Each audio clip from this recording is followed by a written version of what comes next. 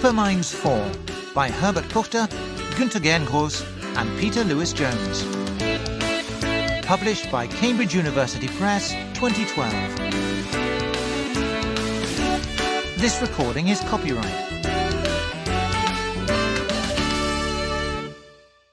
Recording for the Student's Book and Workbook. CD 1.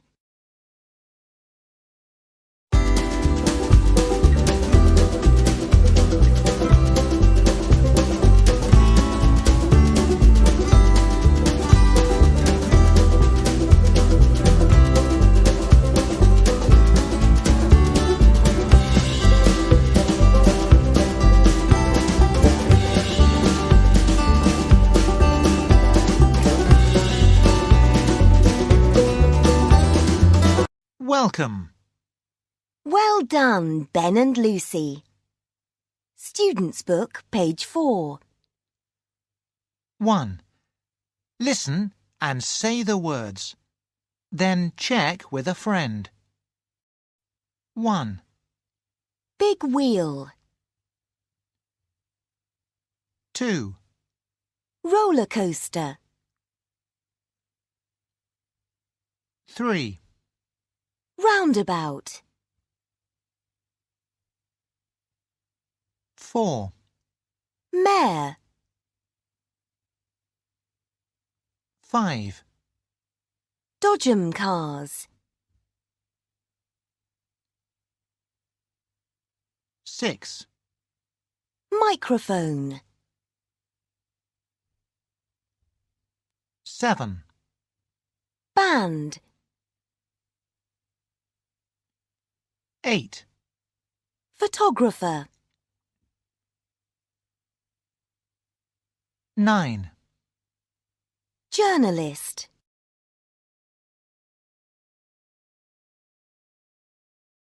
Student's Book, page 4. 2. Listen and answer.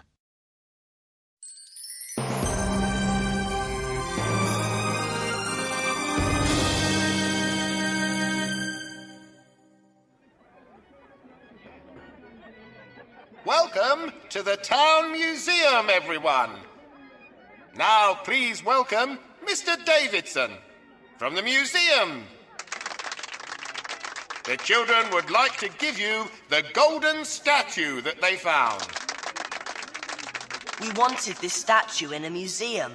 Yes, and then everyone can see it. Thank you, Ben. Thank you, Lucy. This really is a beautiful statue. The photographer wants to take a photo, and the journalist wants to talk to you later. She wants to write about your adventure in the newspaper. And now, it's food and drink for everyone.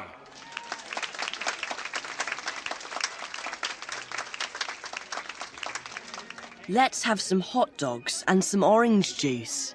No, let's try out the roller coaster, the big wheel, and the roundabout first. OK, let's do that. Come on. Great.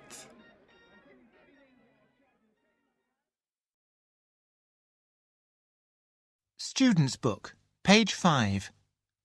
1. Listen and circle. Hi, Ben. Can I ask you a few questions? Sure. What do you want to know? Do you like going on adventures? Yes, I do. It's amazing. Do you want to be famous? No, I don't. That isn't important for me. What do you want to be when you're older? That's easy. I want to be an explorer. Oh, what do you like doing in your free time? I like reading books. Books about treasure and adventure. What about Lucy? Is she your best friend? Yes, she is. We go everywhere together. Buster likes her too. Buster? Who's that? He's my dog. Lucy really likes Buster. She thinks that he's very clever. Oh, Does Buster help you? Oh, yes. Buster's very important in all our adventures.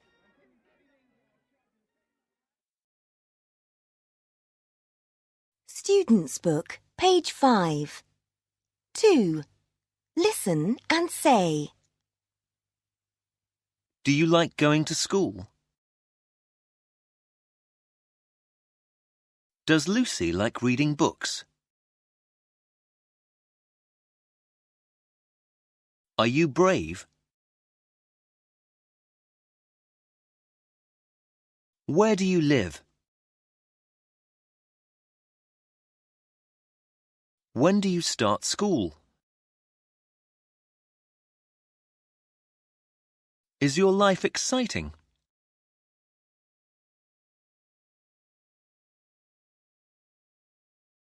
Student's Book, page 6. 1. Listen and tick.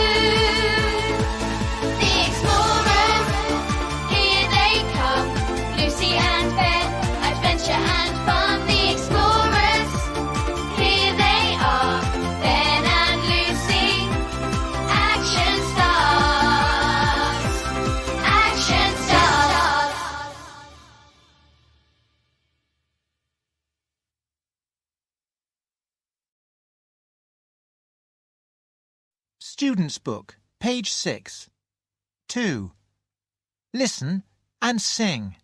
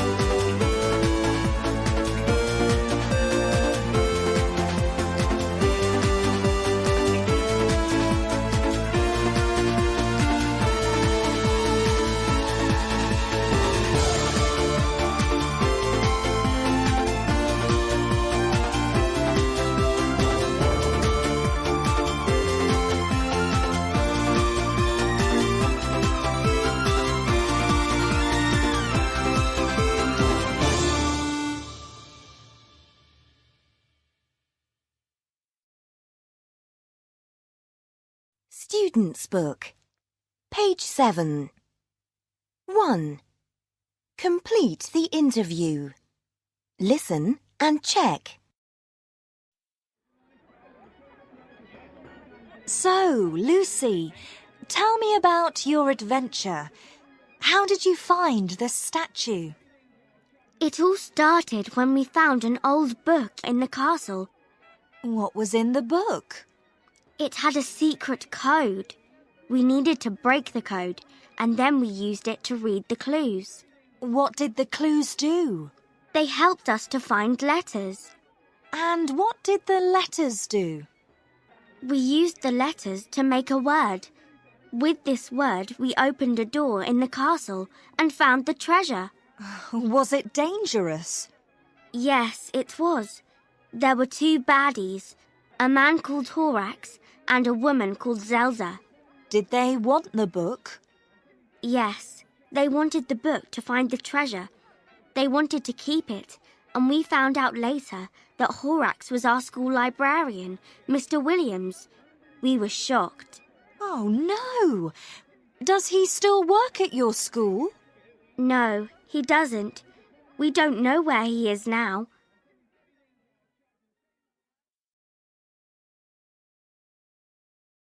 Student's Book, page 7. 2. Listen and say. Was it dangerous?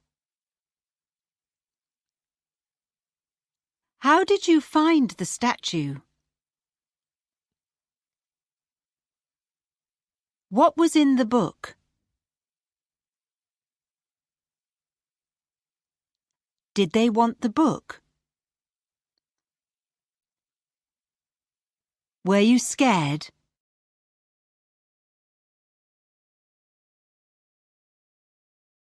Student's Book, pages 8 and 9.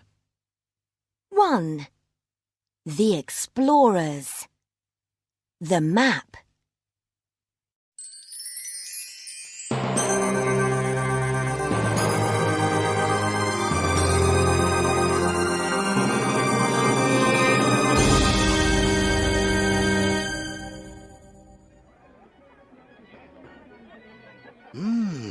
It really is a beautiful statue.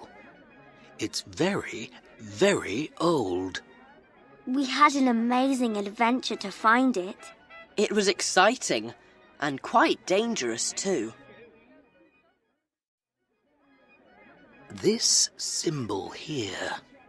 I know this. What is it? That's it. Now I remember. Wait here a moment.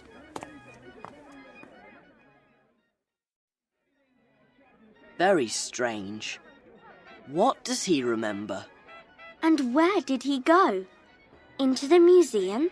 I think so. But what's that symbol?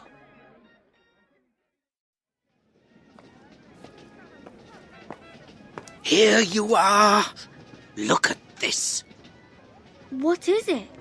A map from the museum.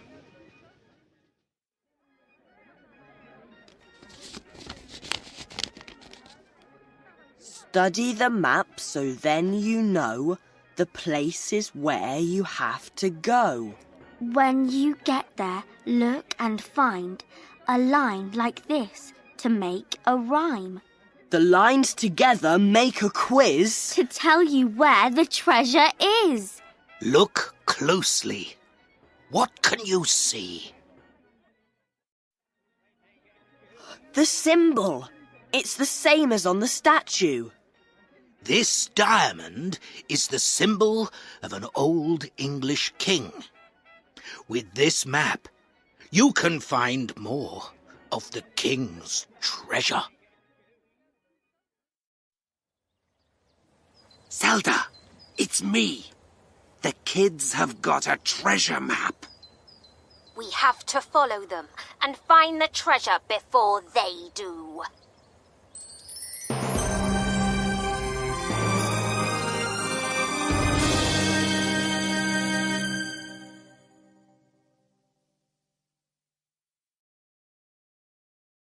Student's Book, page 9. 4. Listen and say. Train, plane. Train, plane. The boys can make noise, but Sue can too.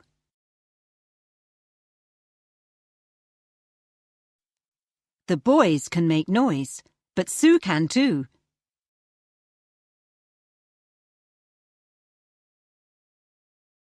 The boys can make noise, but Sue can too.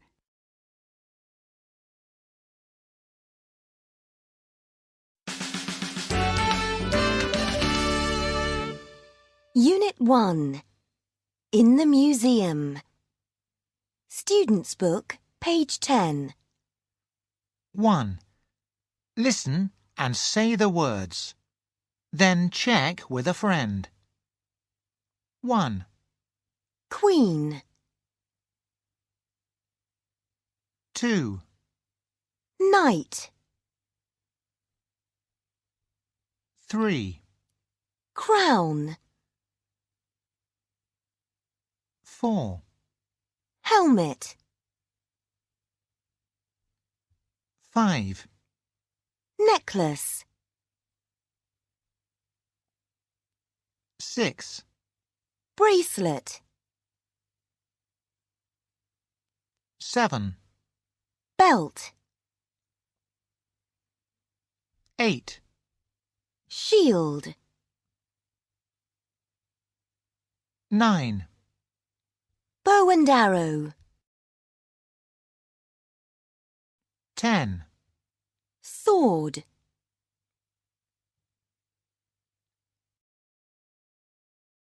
Student's book, page 10. 2. Listen and correct the sentences.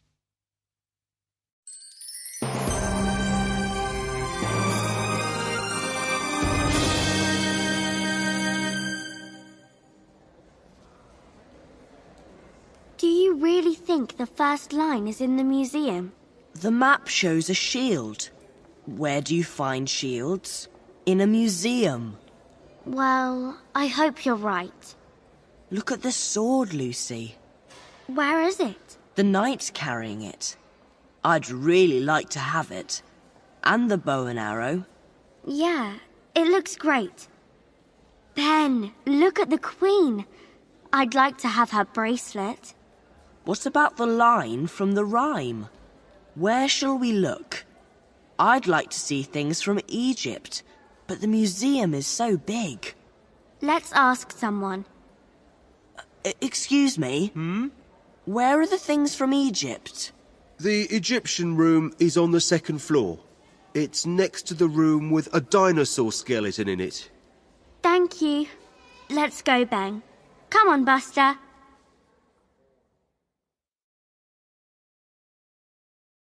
Student's book, page 11.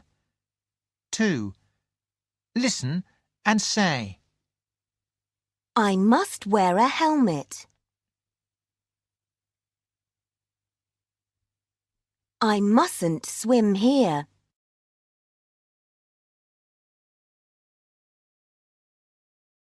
Student's book, page 12. 1. Listen to the song. Number the pictures.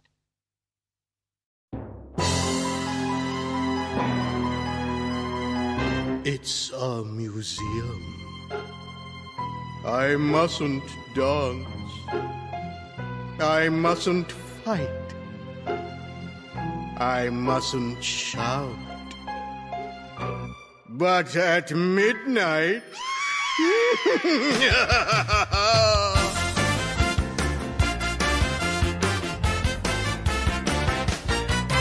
It's midnight, it's midnight. Take a look at the clock. Come on, let's rock. Come on, let's rock. Bracelets, crowns are flying round. Necklaces are on the ground. Here comes our dinosaur. There are kings and queens and more. It's midnight. Take a look at the clock. Come on, let's rock. Come on, let's rock.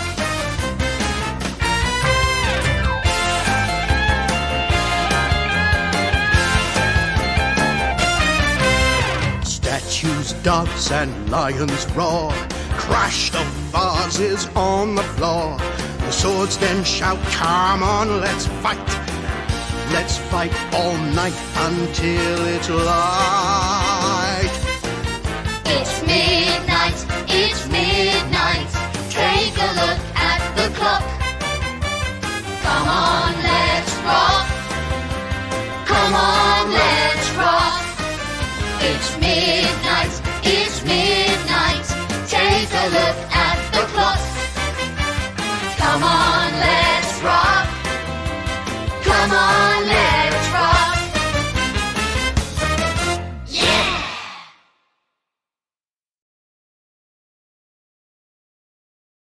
Student's Book, page 12. 2. Listen and sing.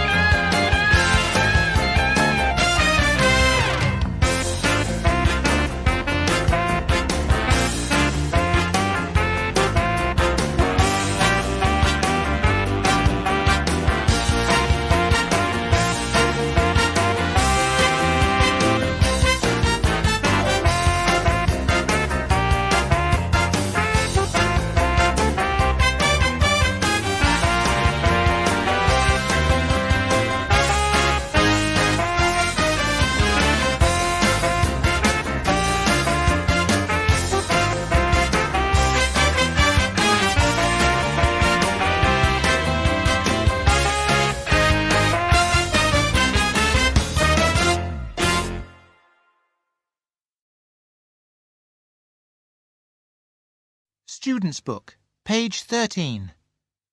1. Complete the sentences. Listen and check. 1. Give us the coats, please. 2.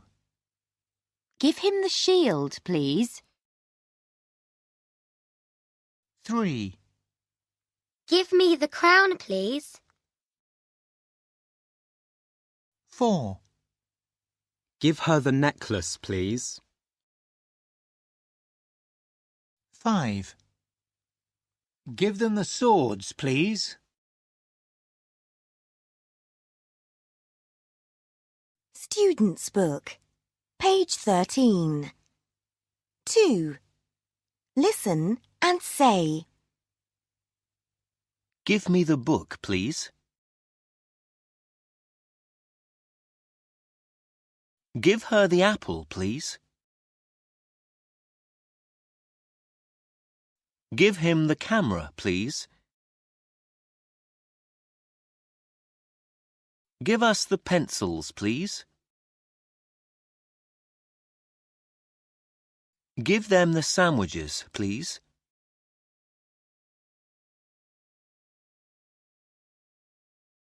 Student's Book, pages 14 and 15. 1. The Explorers. The Night.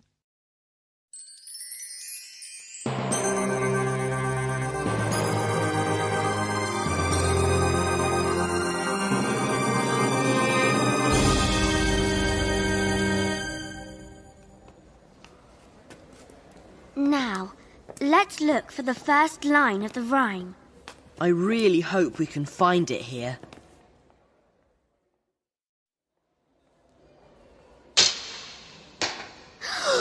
Help!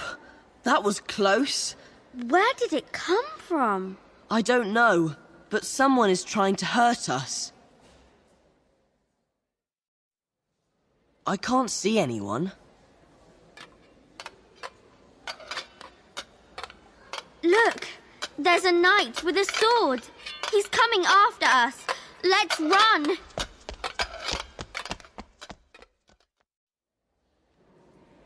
Look! This is a good place to hide. I hope the knight doesn't find us. Shh! We mustn't make a noise.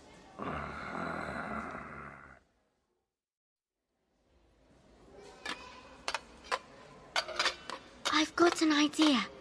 Hold the lead. Buster, come here.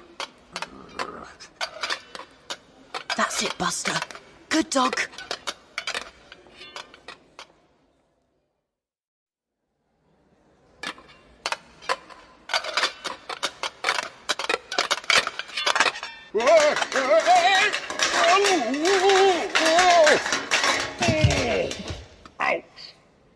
That was a brilliant idea. I'm glad it worked. I was very scared. Look! The knight's shield. It's the first symbol. And there's the line of the rhyme. Let me see. Behind the picture, in the frame. We must write it down.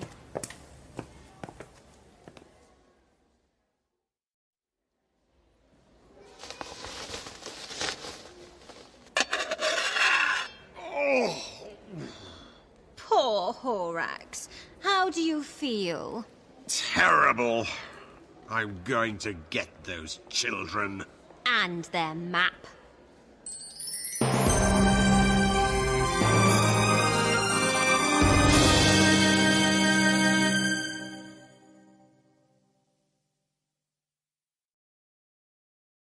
Student's Book, page 15. 4. Listen and say. Ow. Ow. Ow. Oh. Oh. Oh.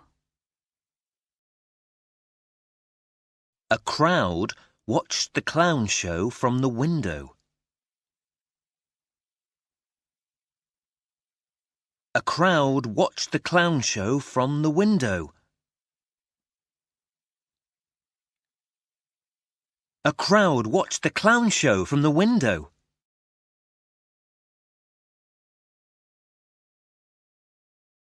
Student's Book, pages 16 and 17. 2. Read and listen. Check your answer. Story time.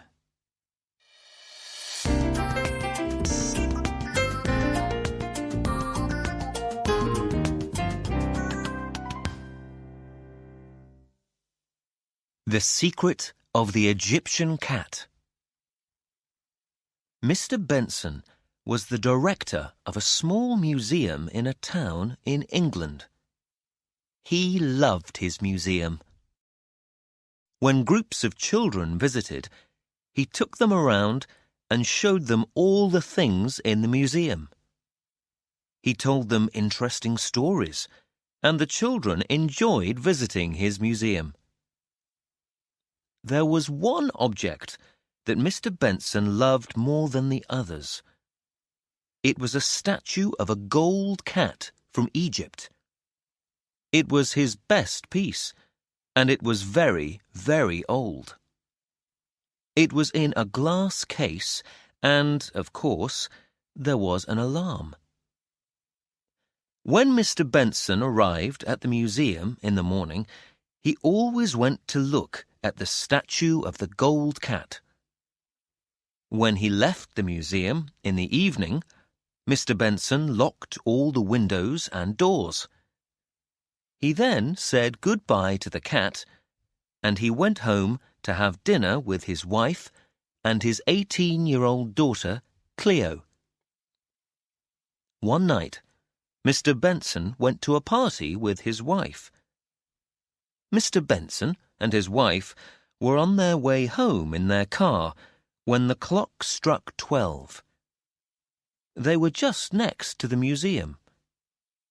A cat ran across the street and Mr. Benson stopped the car quickly.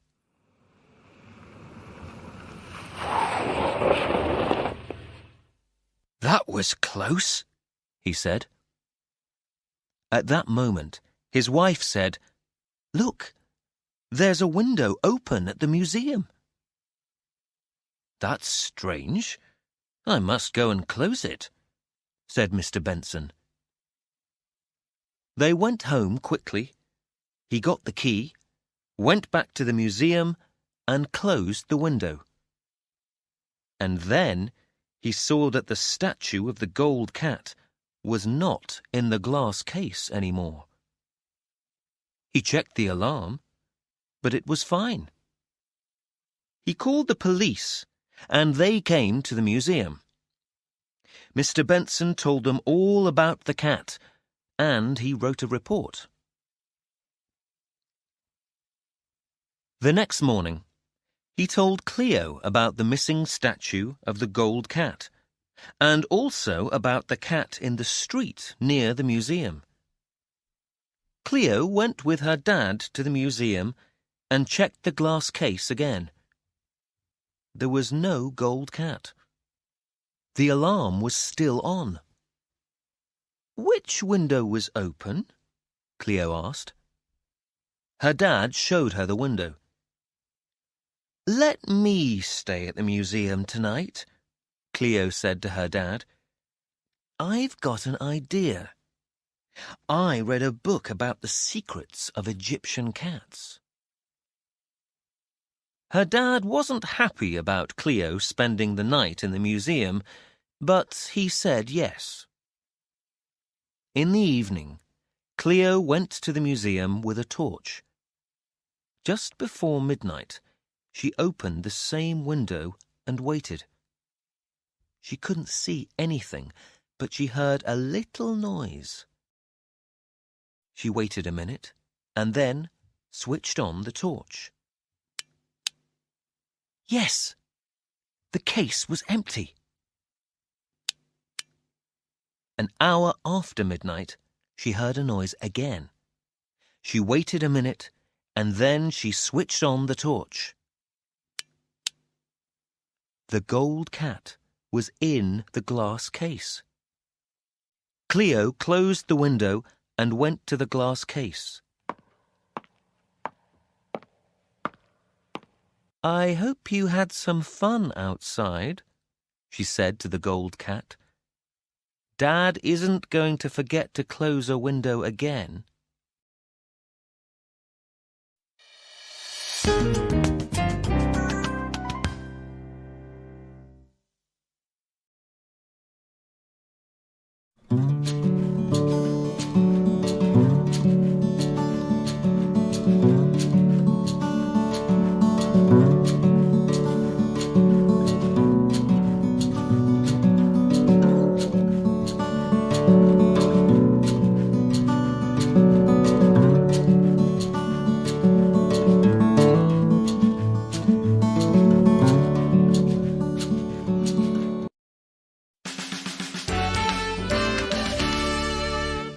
Unit 2.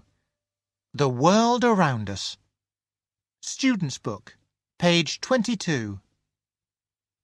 1. Listen and say the words. Then check with a friend. 1. Mountain. 2, forest, 3, village, 4, lake, 5, island, 6, field, 7, river, 8, path,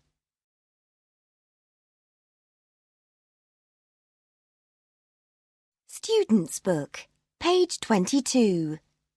2. Listen and answer.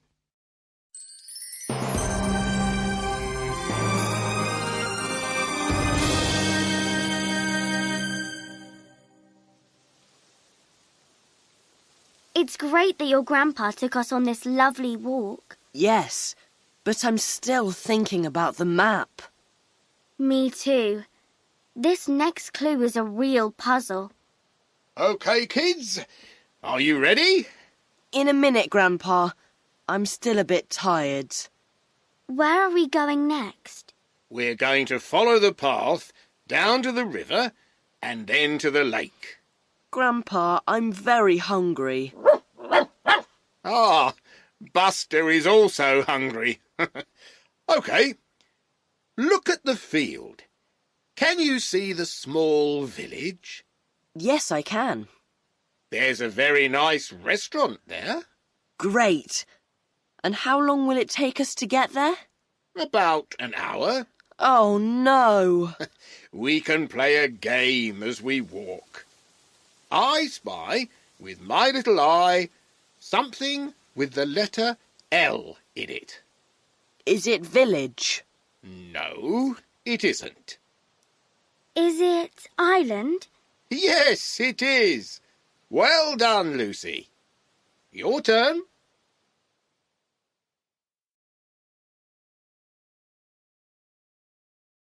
Student's Book, page 23.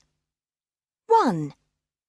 Listen, read, and write yes or no.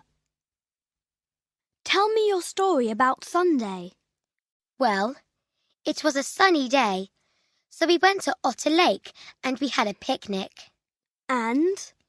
Then after the picnic, I went swimming because the water was warm. You had a picnic and went swimming. What happened then?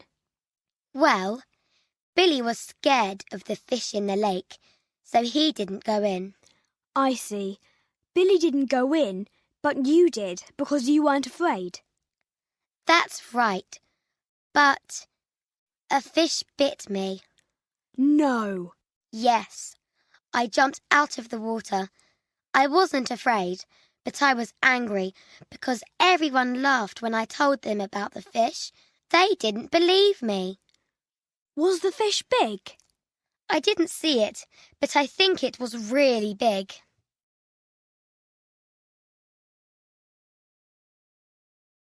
Student's Book, page 23.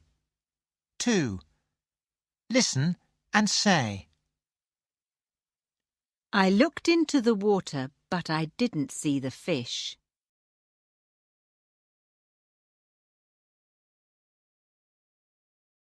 We went to a lake and we had a picnic there.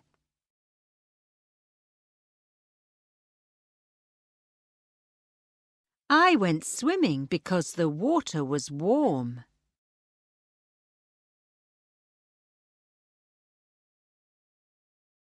We were hungry, so we went to a restaurant.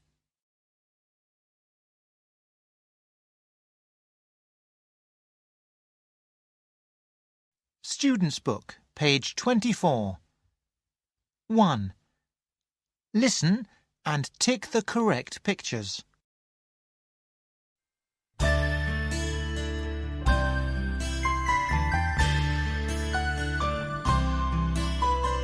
Walking with Mum is so much fun. Walking with Mum in the morning sun.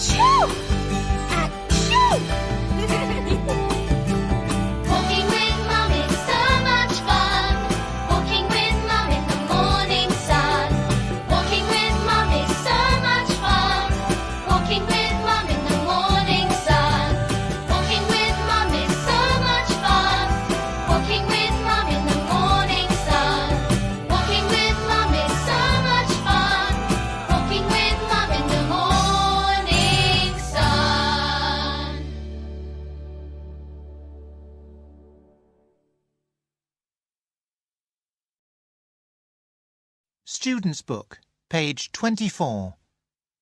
2. Listen and sing.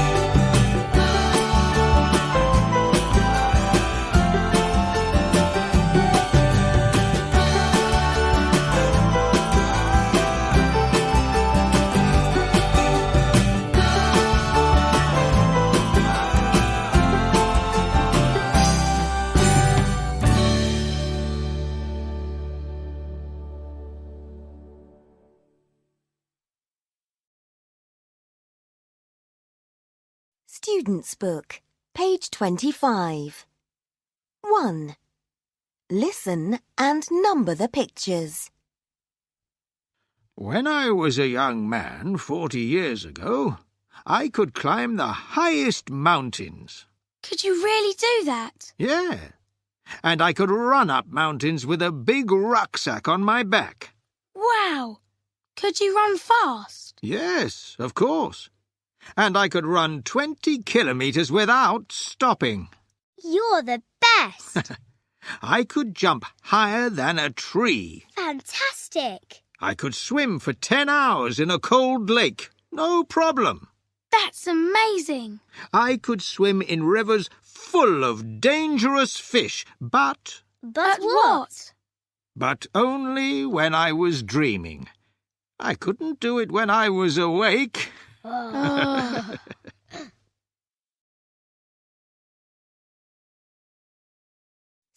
Student's Book, page 25. 2. Listen and say.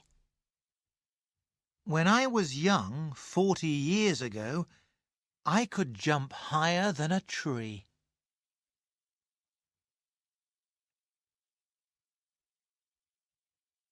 Could you swim for 10 hours?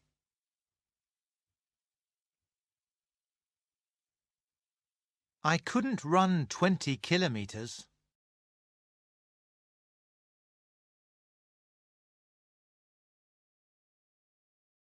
Student's Book, pages 26 and 27. 1. The Explorers.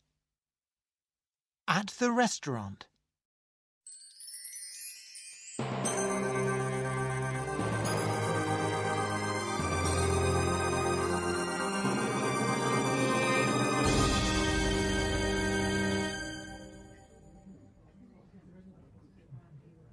What a nice restaurant.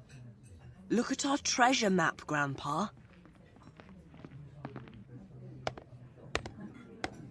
Oh, yes. Ah, but here's our soup. Let's look at the map after lunch.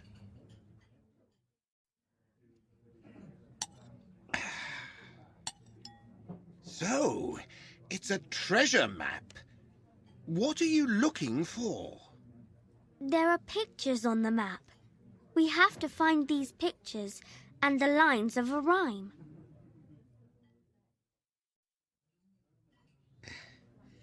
Here's your bread. The next picture on the map is a lion. Maybe the next line is at the zoo. But you don't find red lions at the zoo.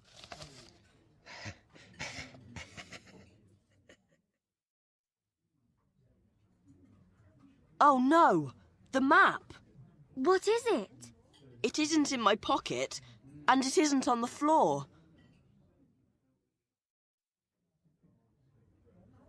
Ben? Lucy? Did you want this? But where... How did you get that? You must be more careful.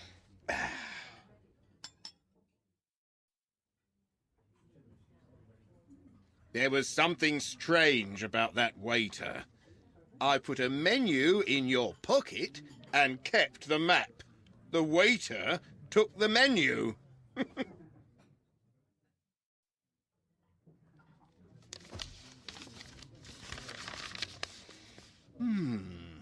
That waiter looked like a man that I knew a long time ago. I can tell you later. But first, I want to talk about this picture of the Red Lion. The Red Lion! It's this restaurant. Yes. And now, look at the menu. It's the symbol and the line. It says, lots of stairs, climb 33.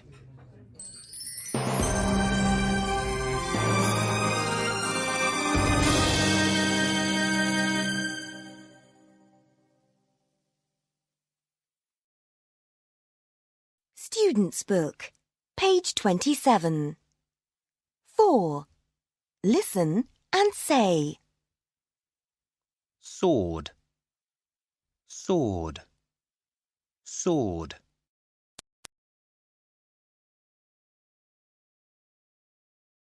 A rhino writing a rescue sign on an island.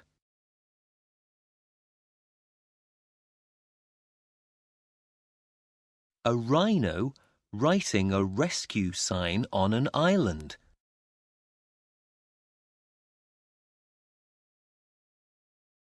A rhino writing a rescue sign on an island.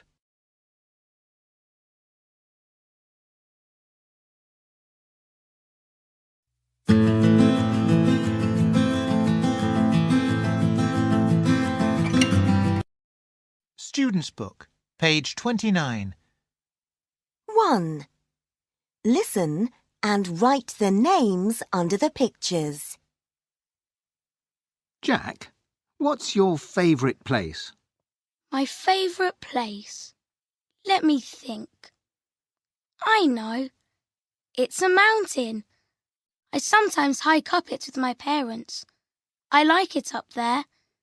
It's a wonderful place to watch birds.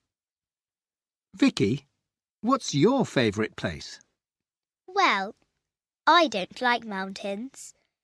My favourite place is an island in Beaver Lake. We go there by boat. I love having picnics there. Sometimes my dad catches fish there too. John, what about you? What's your favourite place? It's the small village where my grandma lives. I live in a big city, but I know all the children in the village, and I've got lots of friends there.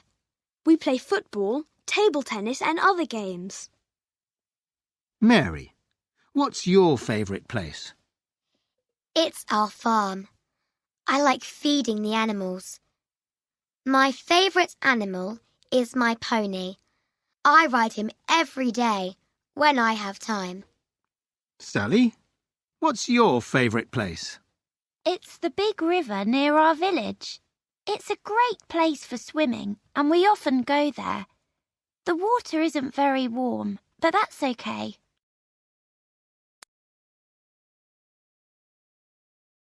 Student's Book, page 29. 2. Listen again and write yes or no.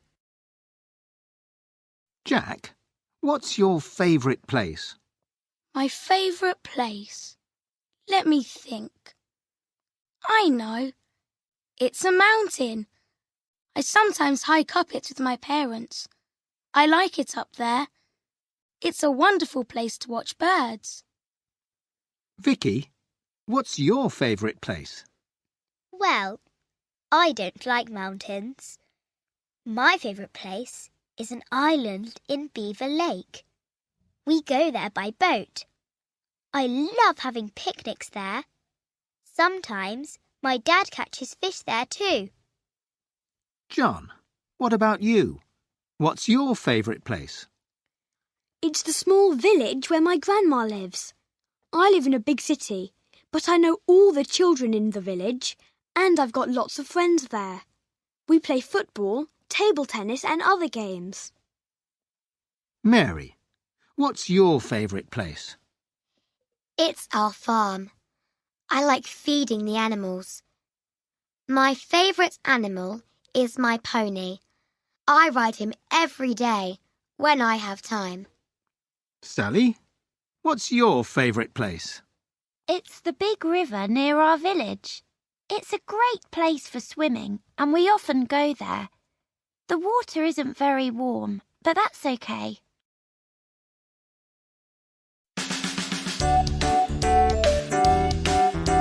This is the end of CD 1.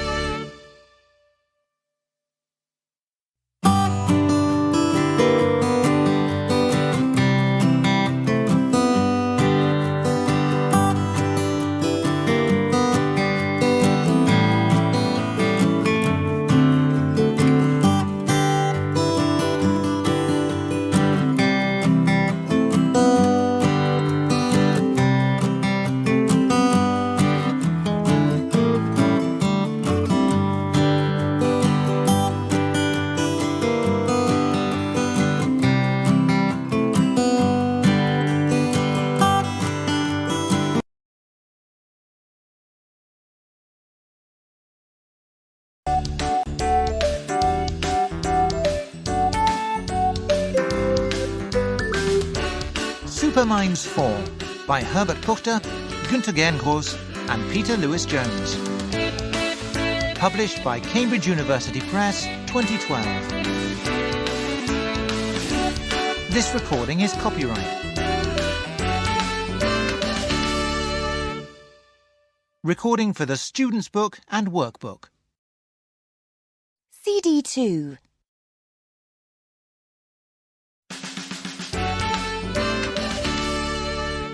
Unit 3. Danger. Student's Book, page 34. 1. Listen and say the words.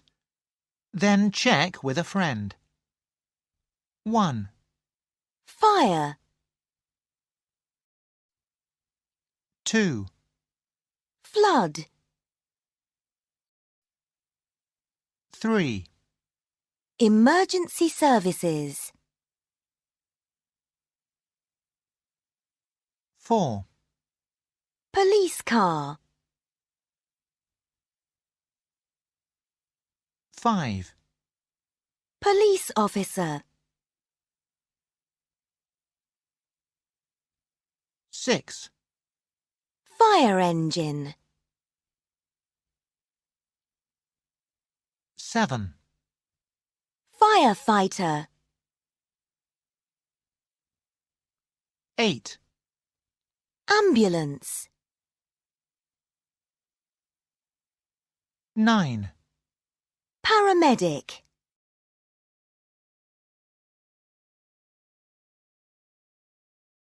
Student's Book, page 34. 2. Listen and correct the sentences.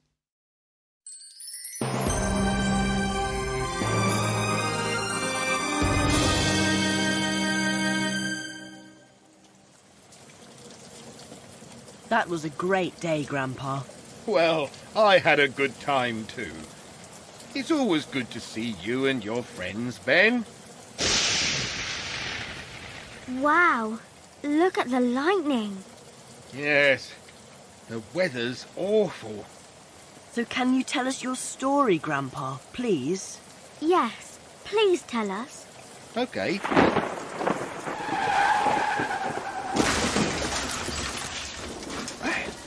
What's that? An accident. Oh no! I'm calling 999. Hello? How can I help you? There's a fire in a car on Mill Road, and there's a man in the car. He can't get out. Please send a fire engine and an ambulance. Right. An ambulance is on its way, and I'm sending a fire engine as quickly as possible.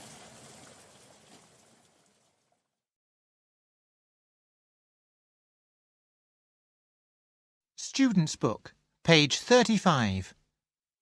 1. Guess the picture for each sentence. Listen and check. 1. I was climbing a tree at my grandma's house.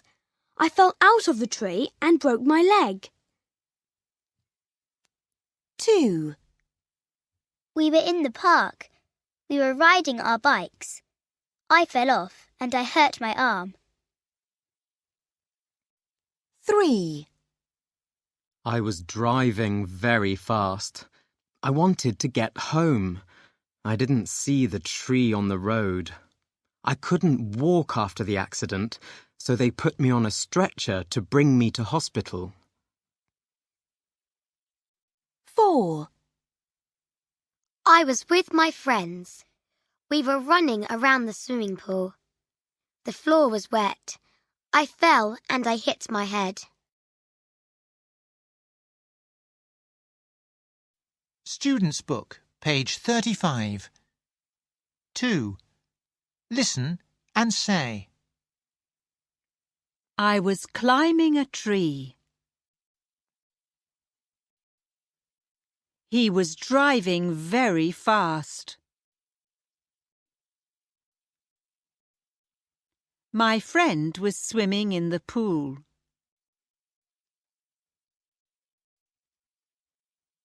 We were playing tennis. You were reading a book. They were riding bikes.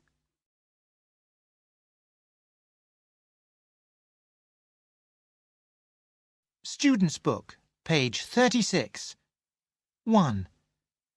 Listen and complete the song with was and were.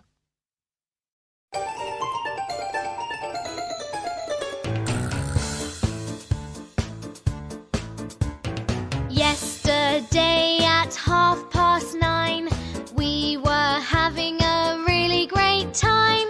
All of my family were at home. It was fun and we were fine. Mum was feeling very hungry. She was eating a banana cake. My sister Emily was thirsty, so she was drinking a vanilla shake. I've got a telescope in my room. I was looking at a big bright star. My brother Jonathan was in the hall. He was playing with his new red car. But just then at 10:30, bang! And all the lights went out. Just a little accident, Said my dad, but everybody started to shout. My banana cake! My vanilla shake! Hey, where's Dad? Dad, where are you? Ouch, my telescope! Ow, my car! here I am. Dad, was that you?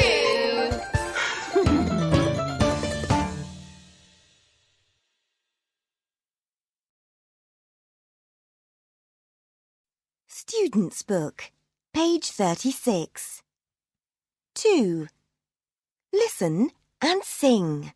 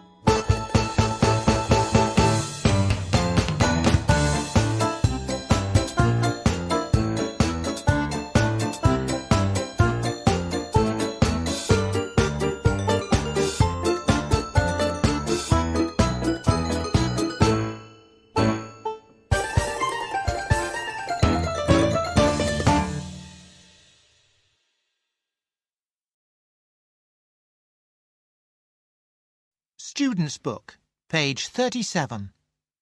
1. Look, read and number the dialogues. Listen and check. 1. Was he watching TV yesterday evening? Yes, he was. 2. Were they listening to MP3 players?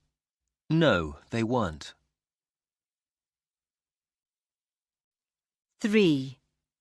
What was she doing at 4? She was reading a book. 4. What were you doing yesterday afternoon? I was taking the dog for a walk. Student's Book, page 37. 2. Listen and say. What were you doing yesterday? I was watching TV. Were they playing table tennis? Yes, they were. Were they singing? No, they weren't. What was he doing at 4 o'clock? He was reading a book. Was she listening to music? No, she wasn't. Was he watching a film? Yes, he was.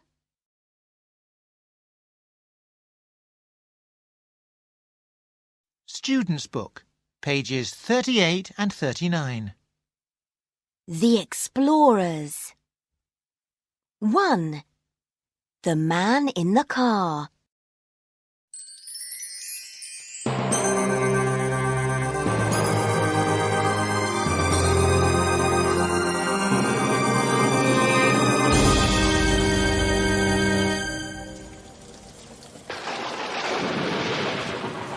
Take the phone, Lucy. I'm going to help that man.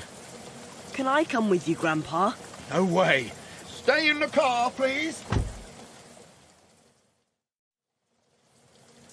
My friend's grandpa has got a fire extinguisher and he's going to help the man in the car. Good. But you mustn't get out, okay? Now, Mill Road is a long road. Can you see the number on a house from the car? Yes, I can. We're in front of number 92.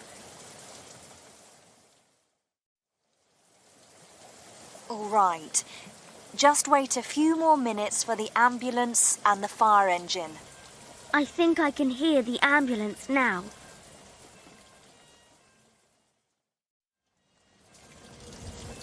Wow, look at Grandpa.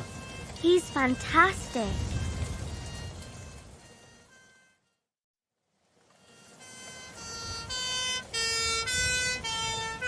Quick! We must get you out! Ah! My leg! I wasn't driving very fast, but suddenly there was this flood. Hey! You on the motorbike! Don't go so fast! It's him again.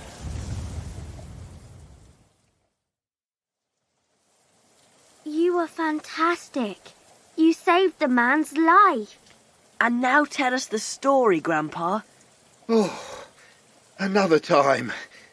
I'm too tired now.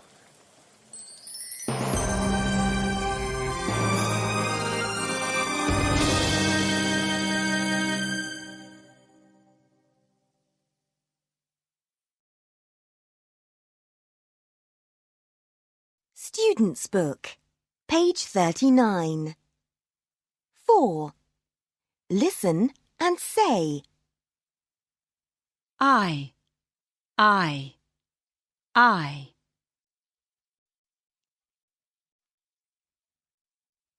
A knight in bright tights writes rhymes by candlelight.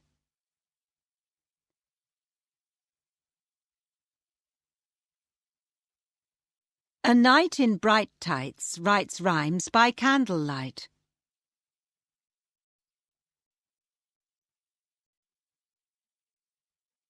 A knight in bright tights writes rhymes by candlelight.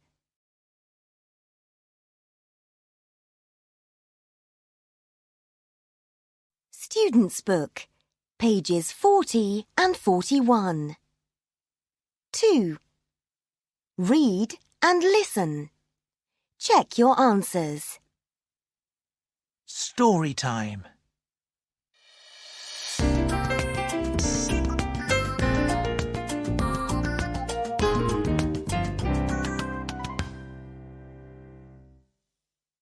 The day the sea went out.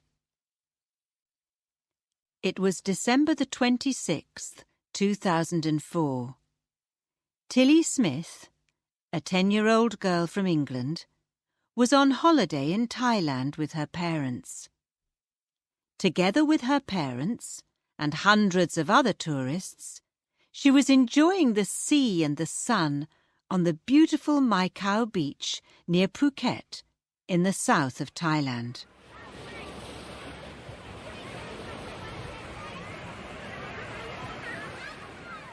It was 8 o'clock in the morning. Tilly and her parents were in the water, playing with a ball. Tilly looked around. Lots of people were at the beach, and they were having fun. Some were swimming and snorkeling. 2 boys were trying to catch fish. A boy and a girl were building a sandcastle.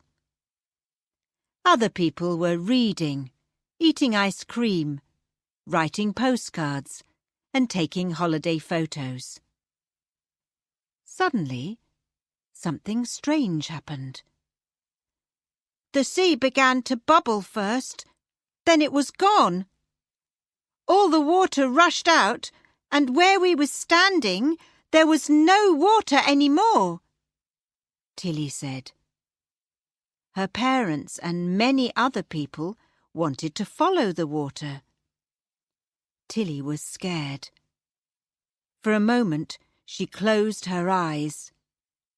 She saw herself at school, in a geography lesson, in October or November.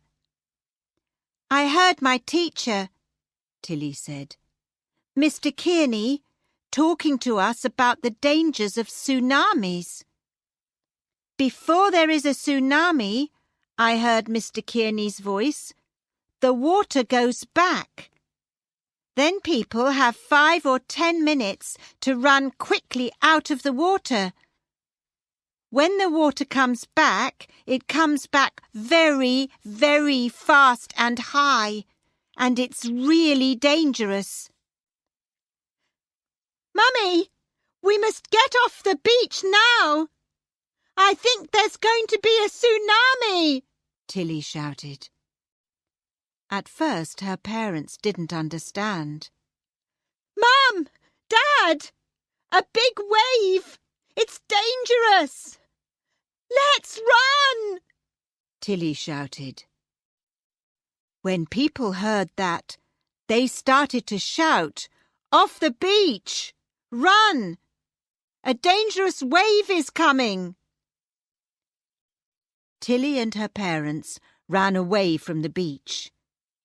They ran back to the hotel and went up to higher floors. All the other people ran away from the beach too. They followed Tilly and her family. Then the water came back. It was very high and fast, and there was a lot of noise.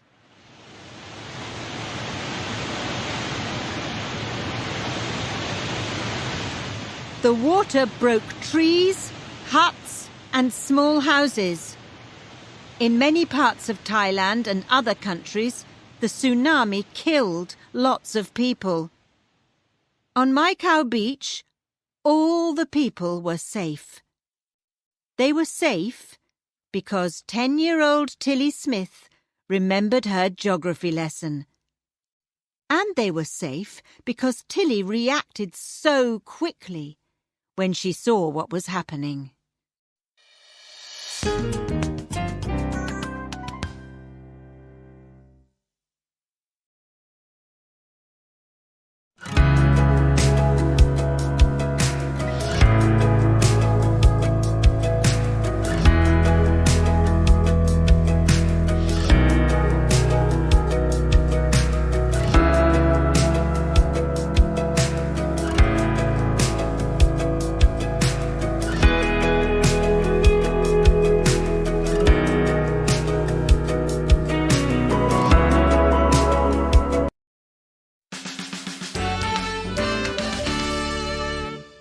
Unit 4.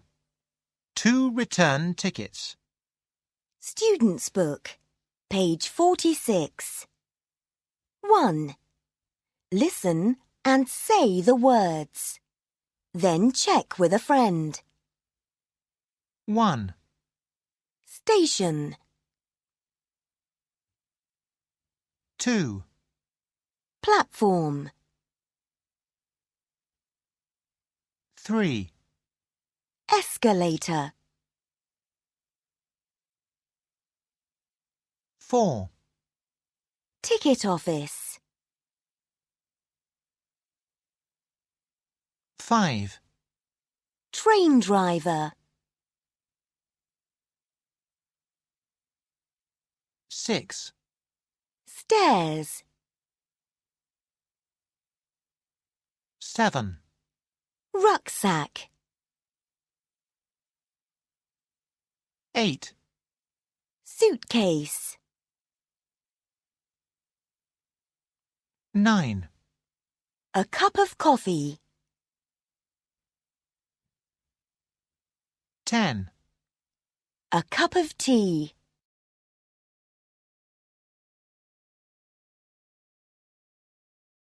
Student's Book, page 46. 2. Listen and answer.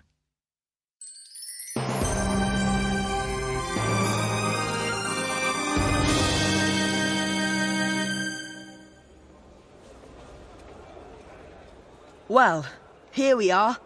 The station. The next symbol on the map is a piece of train track. So let's look for the next line here. In the station? No, let's get on a train. OK. Where shall we go? London, Cambridge, Oxford, Hull, Black Hill. Yes, I've got an aunt in Black Hill. Let's go there. Right. Where's the ticket office? It's over there. Let's get our tickets. And then we can get something to drink. I'm thirsty. Yes, let's have a cup of coffee. Coffee? I don't like coffee. A cup of tea, then? Just kidding. Right. First the tickets, then the drinks. 2 return tickets to Black Hill, please. 2 return tickets to Black Hill. OK? How much is it? That's £28. Here you are. When does the next train leave? At 11:30 from platform 2. Thank you. Come on, Buster. We're going to get a drink and a bowl of water for you. Let's take the escalator. Oh dear. Buster doesn't like escalators. Sorry, Buster, but the stairs are on the other side. Come on, boy.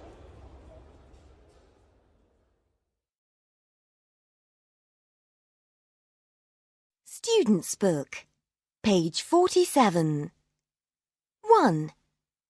Match the questions with the answers. Listen and check. 1. When does the train leave? At 8 o'clock from platform 2. 2. When are you going to eat next? At dinner time. 3. When's your birthday? It's in May. 4. When did you get this watch? I'm not sure. In 2011, I think. 5. When are you going to give me my present? On your birthday. 6. When are we going to play football? In the afternoon. We're going to meet in the park at 3.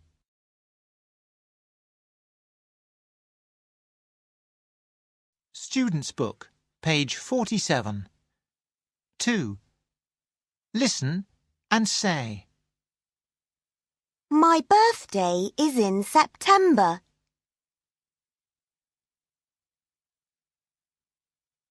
The train leaves at 8 o'clock.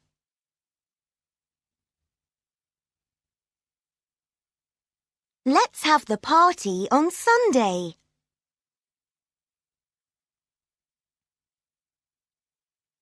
My grandparents visited us in the morning.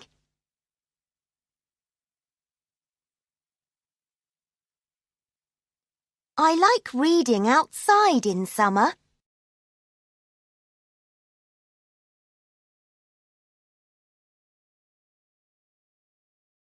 Student's Book, page 48. 1.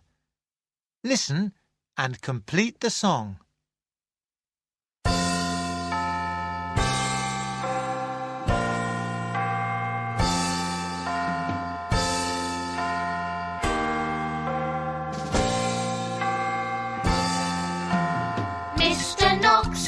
Mr. Knox, he's got 5 big orange clocks. Tick, tock, tick, tock, tick, tock, tick, tock. On Monday at 3, he always climbs the apple tree. On Tuesday at 6, he always goes and buys some bricks. On Wednesday at 2, he always sails his red canoe. On Thursday at 4, he always paints his garage door. On Friday at 5, he always goes out for a drive. On Saturday and Sunday, he only sits and waits for Monday.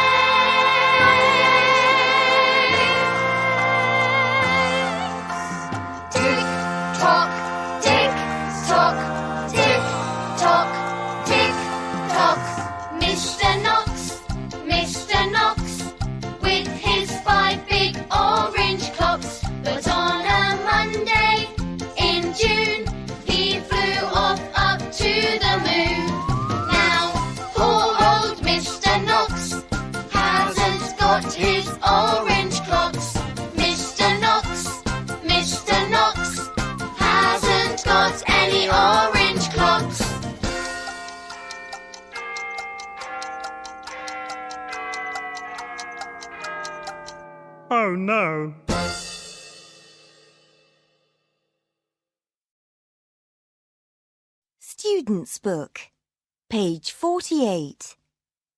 2. Listen and sing.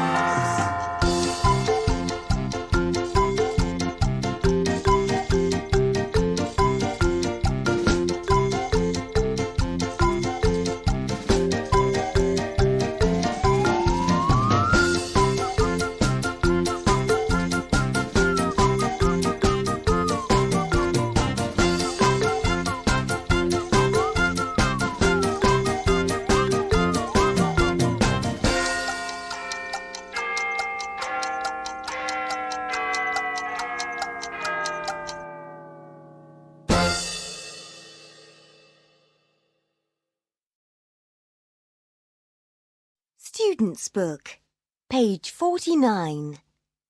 2. Listen and say.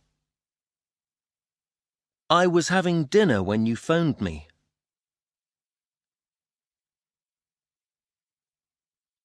When I arrived at the party, my friends were dancing.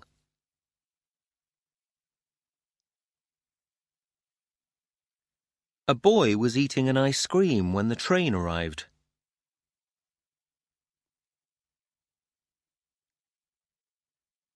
When the train arrived, 2 men were eating hot dogs.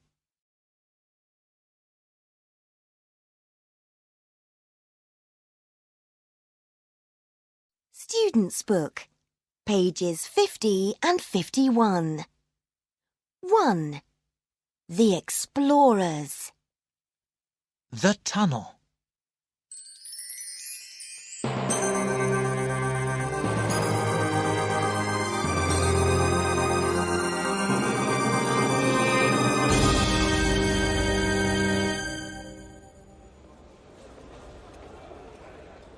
I'm still thinking of your grandpa's story. When is he going to tell us? I don't know, but I hope it's good. Our train is coming now. Quiet, Buster.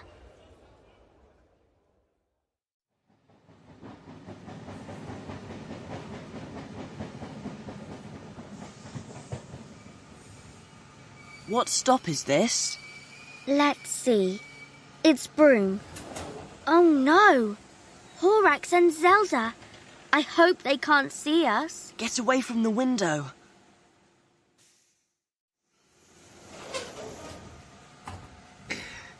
Ah! You can't escape. Where's the map? We haven't got it here. Open your rucksacks. Where?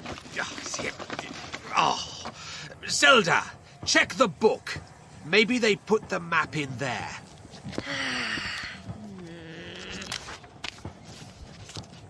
Look, we're going into a tunnel. Now's our chance.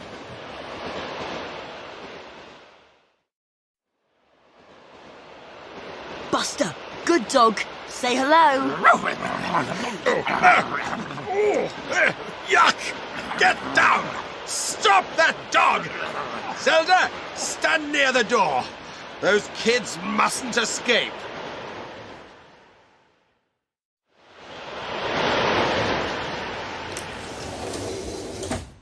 Tickets, please. Thank you. Hey, our tickets. I put them in my hat. Oh, no! Our tickets disappeared when we were going through the tunnel. You must get off the train at the next station. But I had the tickets. Here's the station now. Off you go.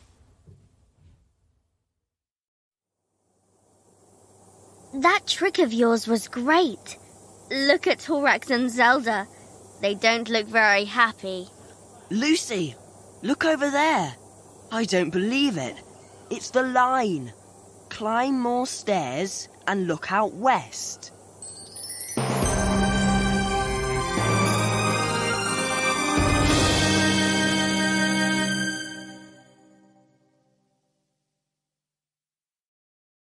Student's Book, page 51. 4. Listen and say. Air, air, air. Bears on stairs, bears on chairs. Hairy bears are everywhere.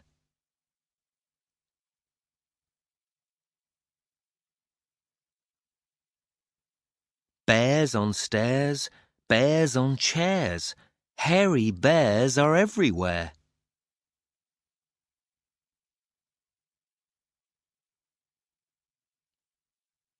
Bears on stairs, bears on chairs. Hairy bears are everywhere.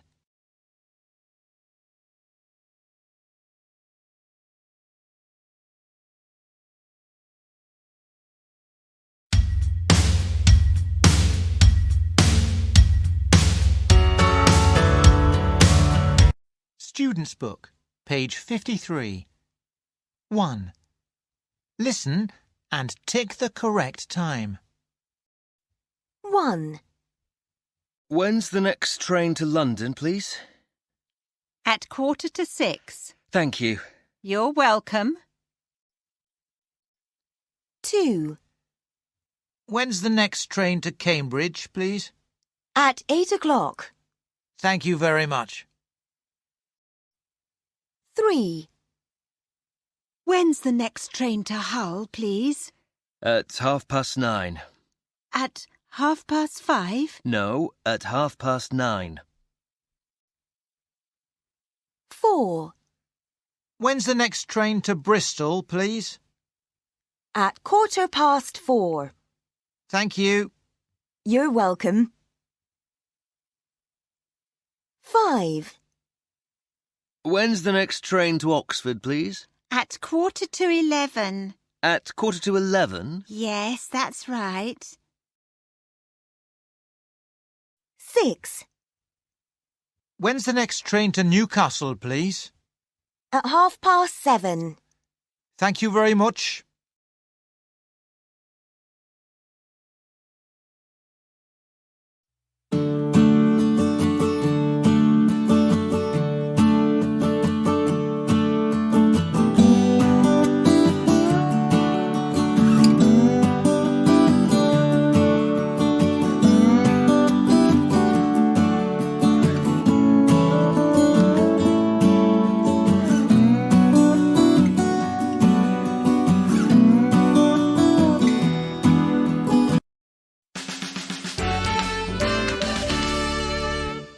Unit 5. Police. Student's Book, page 58. 1. Listen and say the words. Then check with a friend. 1. Dark. 2. Blonde. 3. Fair. 4. Moustache. 5. Curly. 6. Beard. 7. Scar. 8. Straight.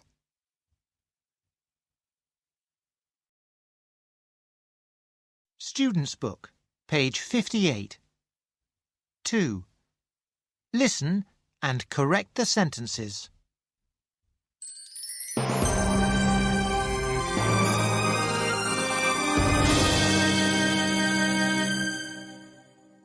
So come on, Grandpa. Tell us the story. Why did you know the man in the restaurant? OK. A long, long time ago, I was a police officer. Yes, we know that. Well, for 20 years, I chased after a criminal. He was very, very clever. Who was he? Look at these photos. This was the man. But there are 3 different men in these photos. Look, this man's got short hair.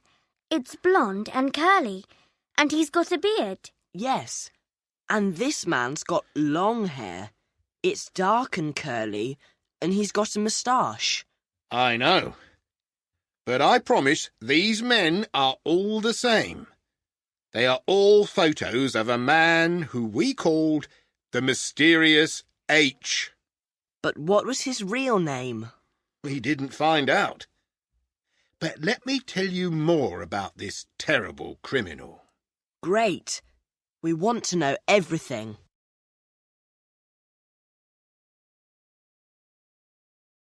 Student's Book, page 59. 2.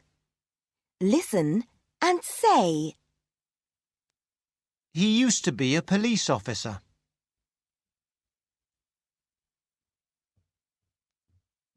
He used to work all night.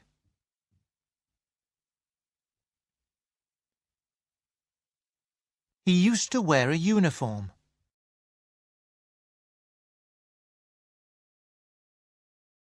Student's Book, page 60. 1. Listen to the song. Draw how Dad's hair used to be.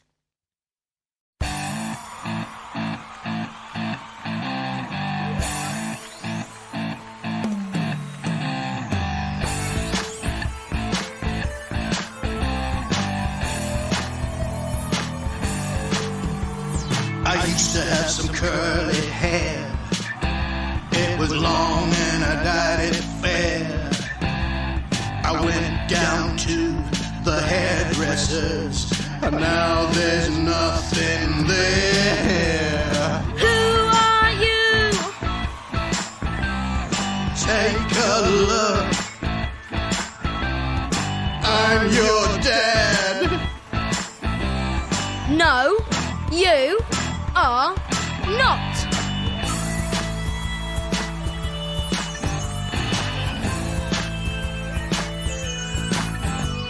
I used to have a big mustache, thick and dark like a real rock star. And then I tried to cut it off, and now there's just a scar. Who are you? Take a look. I'm your dad. No, you are not.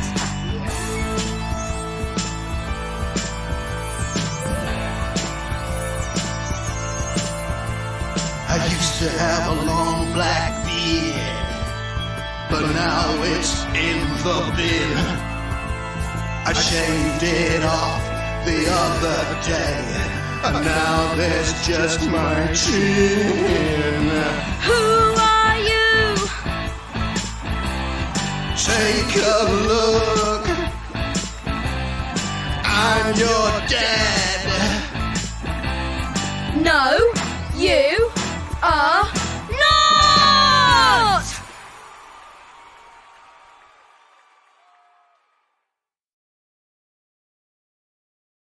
Student's Book, page 60. 2. Listen and sing.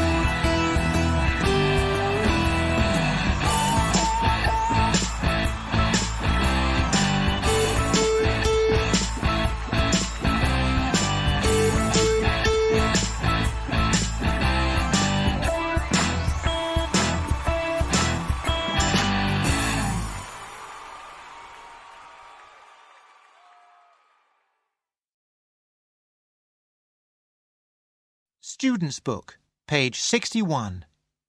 1. Listen, read and circle. So, Grandpa, what was it like being a police officer? It was fun, but it was difficult too. Why? Well, we had to be really careful. We were chasing some really dangerous criminals. Like the mysterious H? Yes. And we had to keep everything secret. I couldn't even tell your grandmother. Wow. Did you wear a uniform? Yes, we had to wear a uniform. And we had to wash our uniform every week. We couldn't be messy. Oh, no. I couldn't be a police officer.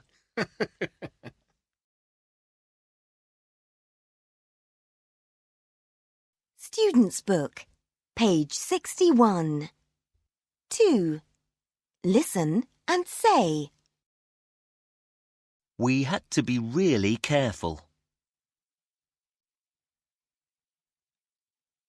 We had to keep everything secret.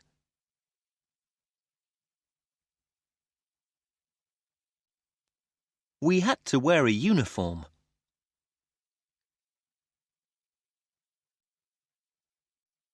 We had to wash our uniform every week.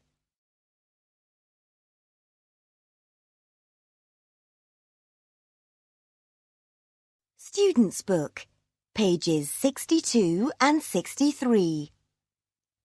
1. The Explorers. The mysterious H.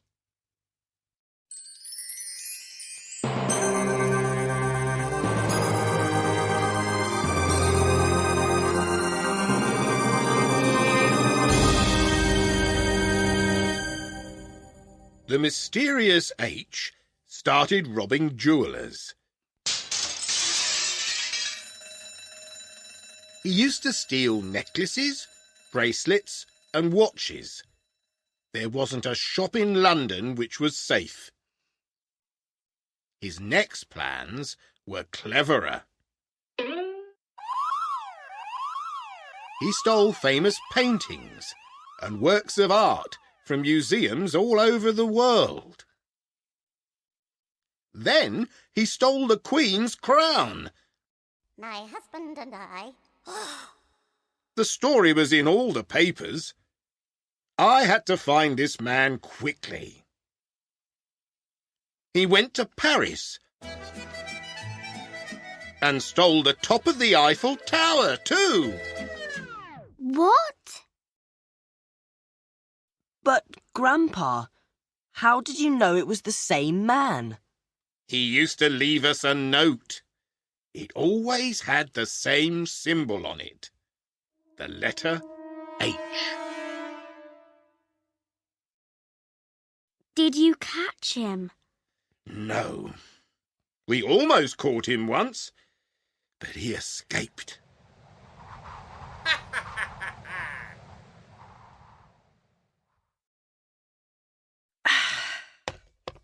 It's a great story, but I don't understand. What's the connection with the waiter at the restaurant? The waiter was wearing a ring with the letter H. The same H that was on the notes that the mysterious H used to leave. Wow!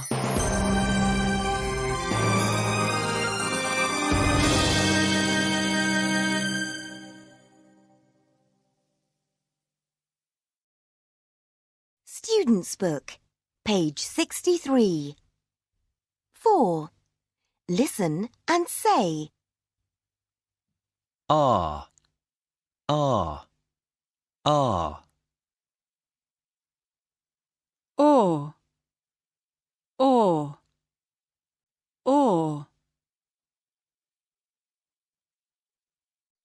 Martha the farmer's doing art, drawing on her horse and cart.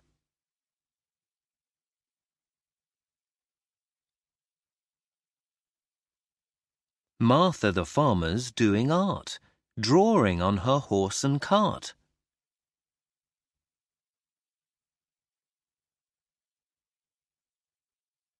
Martha the farmer's doing art, drawing on her horse and cart.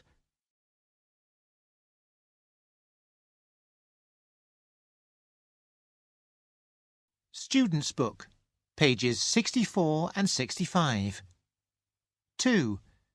Read and listen. Check your answers. Story time.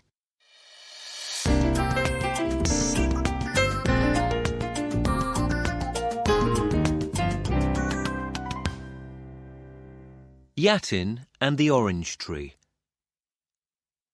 Yatin Indra sat under the orange tree with his grandson. He stood up and picked an orange from the tree.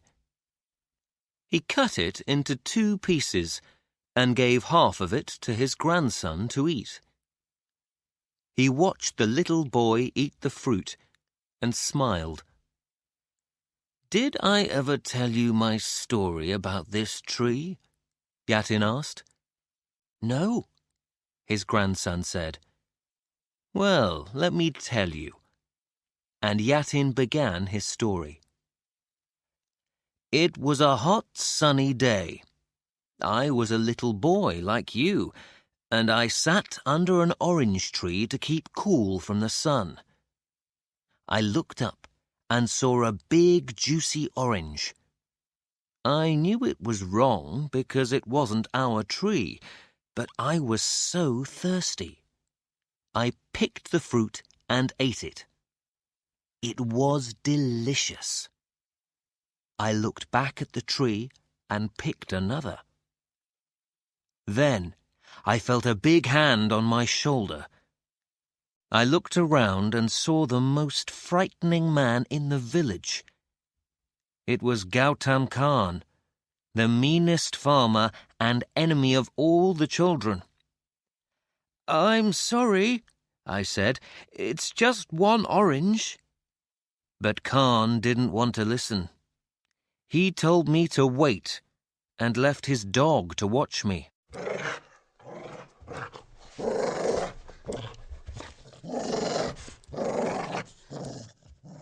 Let's see what the police officer has to say, he said.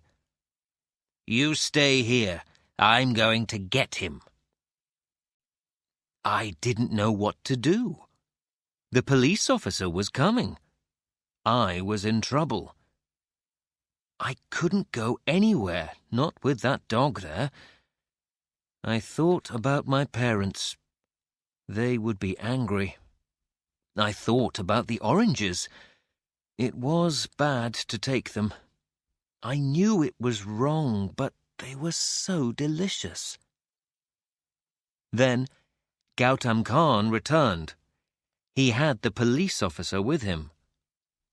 This is the boy, he said, and pointed at me. He stole my oranges. Is it true? The police officer asked.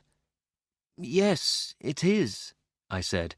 I know it was wrong, I added, but it is so hot and the oranges were so juicy. The police officer looked at Gautam Khan. Do you really want me to take this boy to the police station? He asked.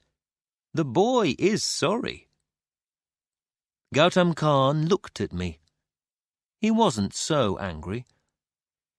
Well, he said, the boy could work for me for the rest of the day. What do you think? The police officer asked me. Yes, I said, of course. I worked all day for Gautam Khan. I was tired, but I wasn't sad.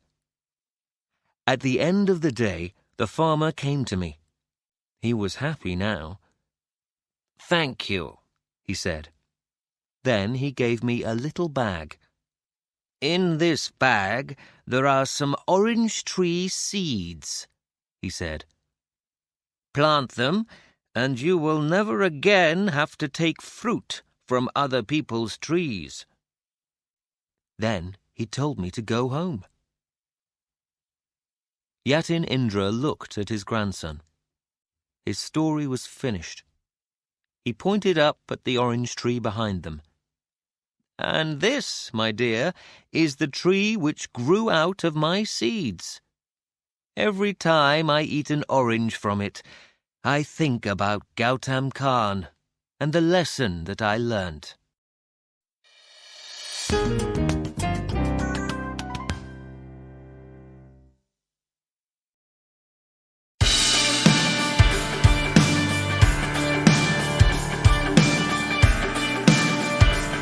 Student's Book, page 67. 1. Listen, read and match. Murder on the Orient Express. Hercule Poirot is travelling on the Orient Express. On his second night on the train, he wakes up because there are strange noises. The next morning, someone finds a dead body in the compartment next to his. Poirot investigates and finds out that the dead man was also a murderer. Poirot also thinks that other people on the train are happy because the man is dead. But who killed him?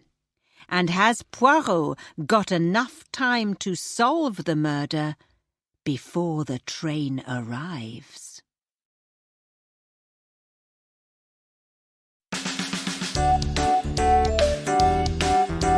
This is the end of CD 2.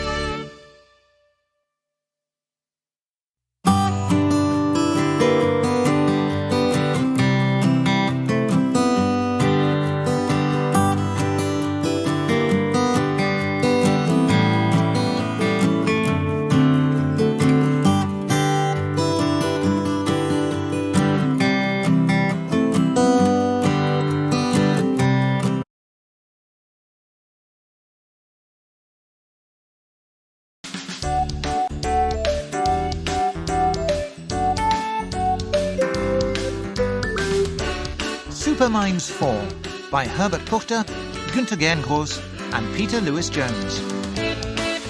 Published by Cambridge University Press, 2012. This recording is copyright. Recording for the Student's Book and Workbook. CD 3.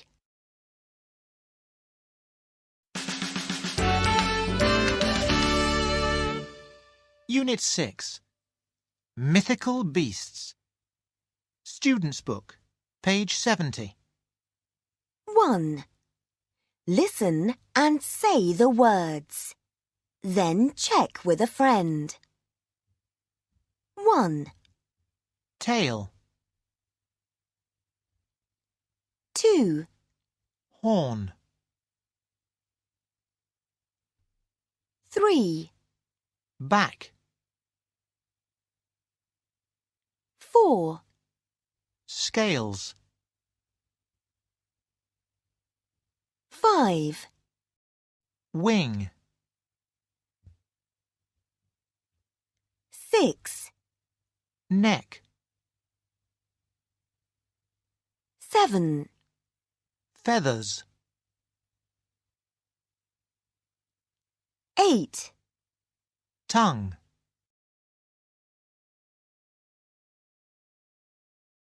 Student's Book, page 70. 2. Listen and answer.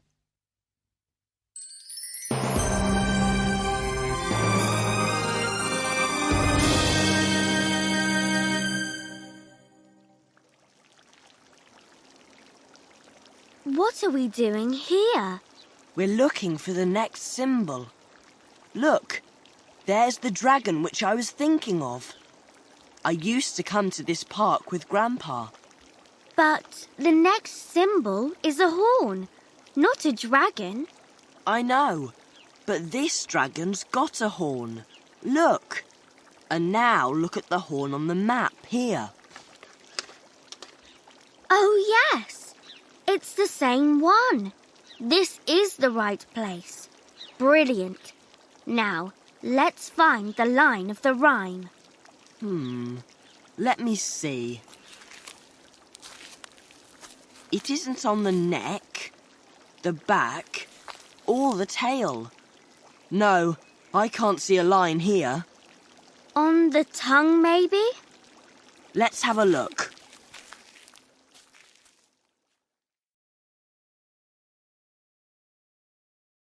Student's Book, page 71. 1. Read and write T, true, or F, false. Then listen and check. Question number 1. The biggest dinosaur was longer than 10 cars. This is true. It was Argentinosaurus, a dinosaur with a very long neck and was about 35 to 40 meters long. The biggest dinosaurs were plant eaters because they couldn't run. Question number 2. The fastest dinosaurs could run at 60 kilometers per hour. This is true. Scientists think that these dinosaurs looked like big birds. 60 kilometers per hour is fast, but this would not be the fastest animal on land today. The cheetah is faster.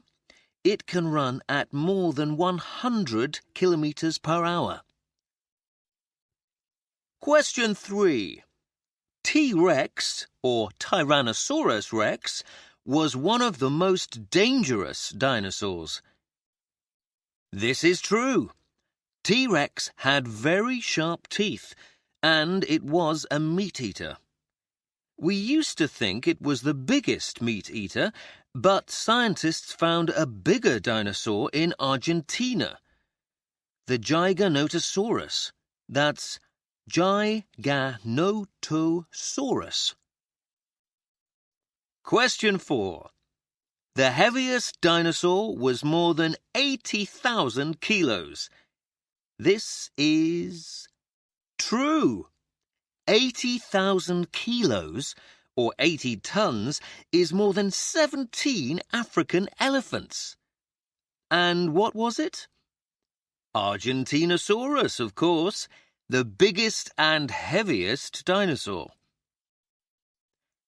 And now, the questions that you answered. You called and you gave us your answer. Question 5. The best dinosaur film is called Planet of Dinosaurs. This is false. Some people say that Planet of Dinosaurs was a good film, but Jurassic Park was better. Most people said Jurassic Park is the best dinosaur film, so the answer is false. Question 6. The worst dinosaur film ever made was Legend of the Dinosaurs. This is what many people said, so we say the answer's true.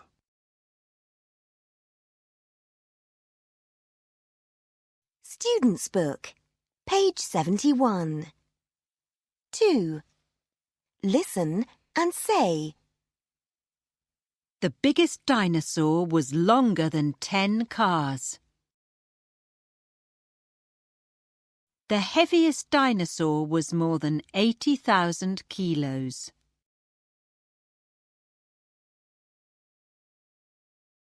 Meat-eaters were more dangerous than plant-eaters.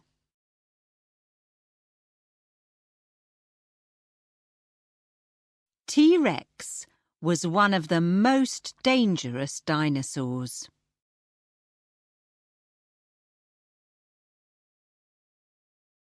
This book is good, but there's a better dinosaur book in the library.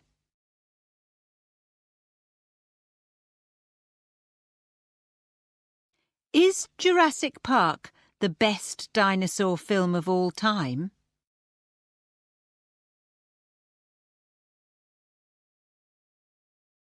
The special effects are worse in old dinosaur films.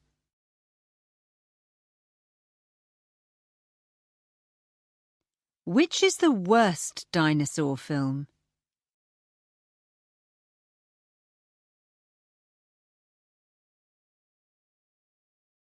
Student's Book, page 72. 1. Listen to the song. Read and circle.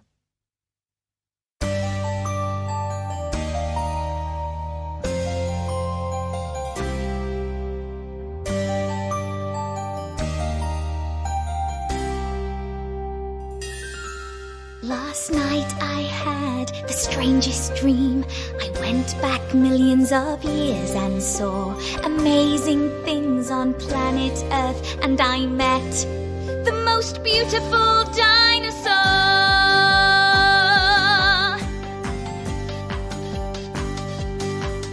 Its head was bigger than a tractor, its neck was longer than a tree, its scales were stronger than stone, and its tail was bigger than me.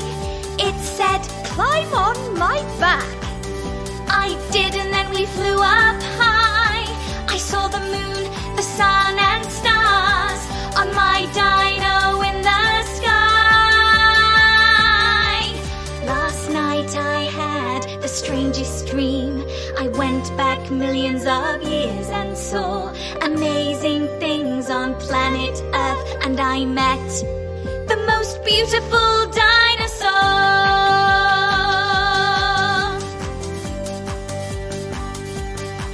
It had the strongest wings on Earth. This dinosaur was faster than light. It took just half an hour for us to fly around the world that night. Last night I had the strangest dream. I went back millions of years and saw amazing things on planet Earth, and I met the most beautiful dinosaur.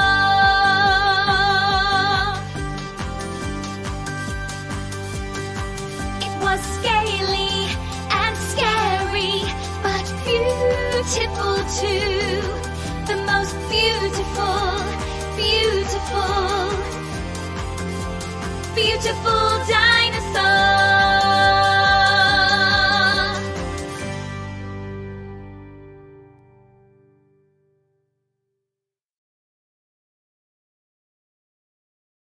Student's Book, page 72. 2. Listen and sing.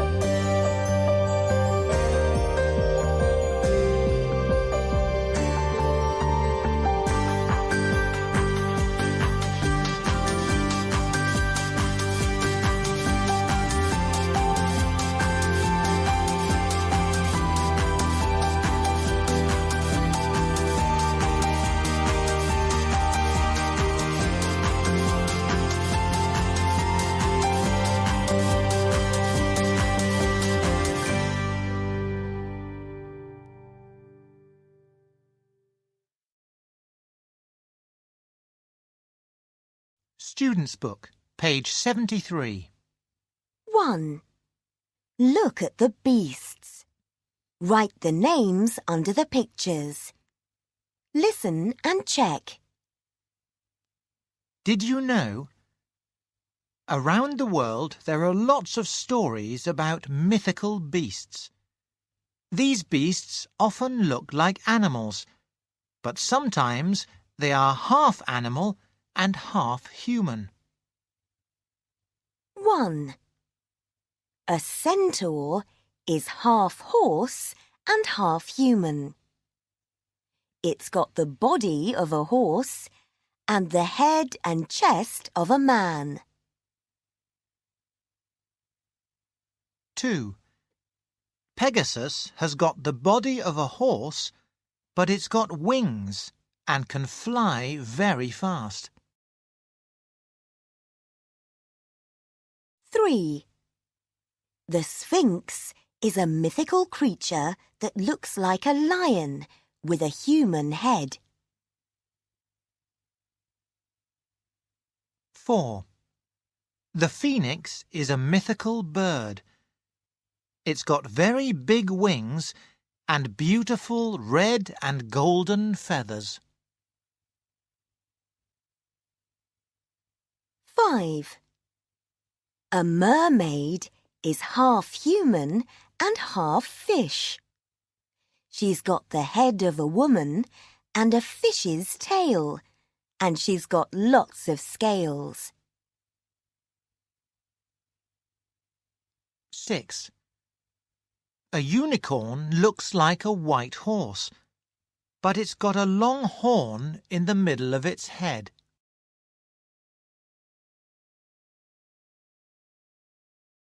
Student's Book, page 73. 2. Listen and say. What does a unicorn look like? It looks like a white horse, but it's got a big horn.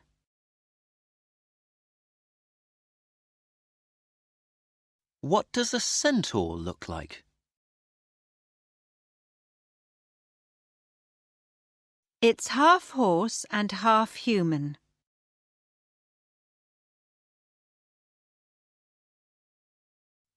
Student's Book, pages 74 and 75. 1. The Explorers. The secret door.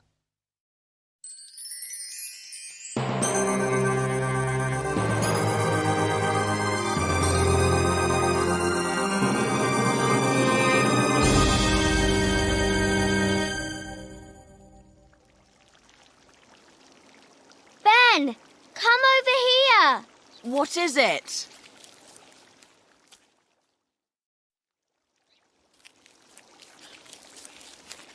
Look, there's a little door. Let's open it. Good idea. Let's see what's inside.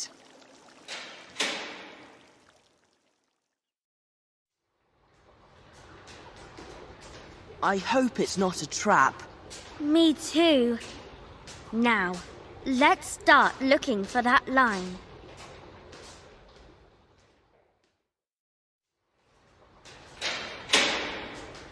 Now we've got you.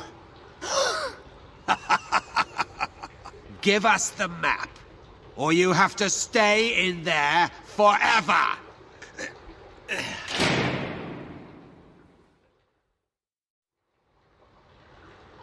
We can't get out of that door. What can we do? Look, there's a ladder. Maybe it's a way out. It's our best chance.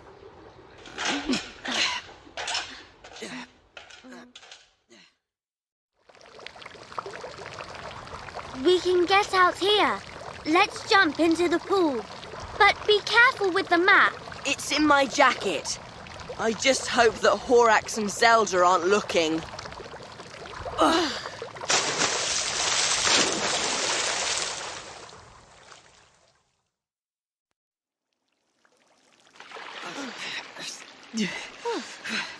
They're still there, but they can't see us. Hey, look here, on the side of the pool. It's the next line. Look down and find the treasure chest. Great!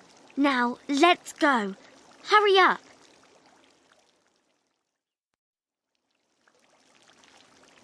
Lucy, run! Oh no! Look!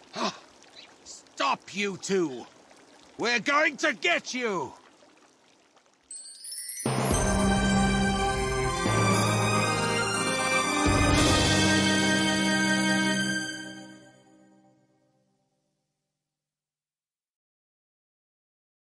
Student's Book, page 75.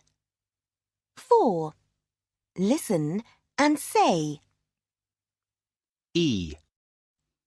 E. E. E. E. E. King Dean's got gold beans, but Heather's treasure is feathers.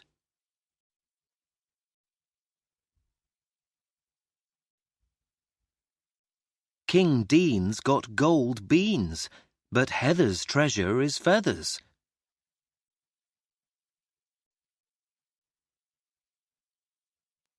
King Dean's got gold beans, but Heather's treasure is feathers.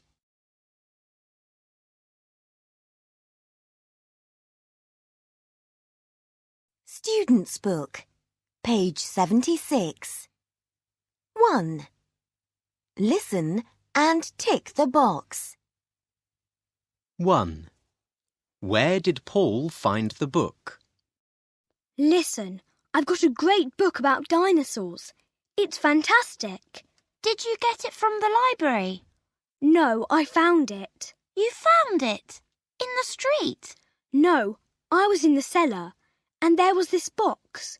I opened it, and there it was. Wow! Fantastic! 2. Where did the dinosaurs in the book live? I really loved the book. It was about dinosaurs. Yes, you said so. Guess where they lived? In a forest? No, they didn't. It's a funny book, really. The dinosaurs didn't live in a forest. Ah, I know. They lived underwater, in a lake. No, they didn't live underwater. They lived in an old castle. 3. What did they eat? The dinosaurs lived in a castle. What kind of food did they eat there? Well, what do you think? They ate all the trees near the castle. No, they didn't. Oh, really? So they ate mice and other small animals? No, they didn't. They loved the vegetables in the garden. 4. What happened to the book? So, are you still reading the book? No, I'm not. I finished it on Monday. So can you give it to me, please? No, sorry, I can't. Come on. What's that book under your bed? It's another book from the library. I see. Did you give it to your sister for her birthday? No, I didn't. I took it to school, but when I came home, it wasn't in my bag anymore. 5.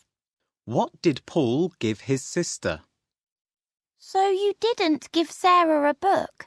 No, I didn't. She doesn't like books very much. What does she like? She loves sports. Oh, really? So did you give her a skateboard? No, I didn't. Skateboards are very expensive. So tell me, what did you give her? I gave her a cap. A cap? Yes. She sometimes plays tennis, and she can wear it when she plays tennis. That's a good idea.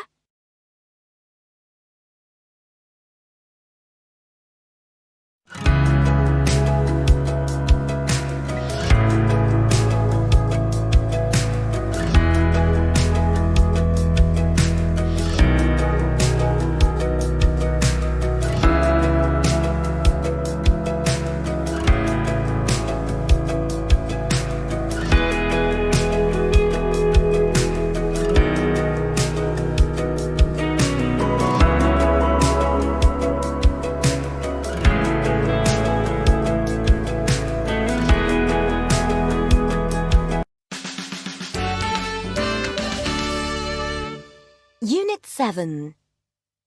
Orchestra practice. Student's Book, page 82. 1. Listen and say the words. Then check with a friend. 1. Tambourine. 2. Triangle.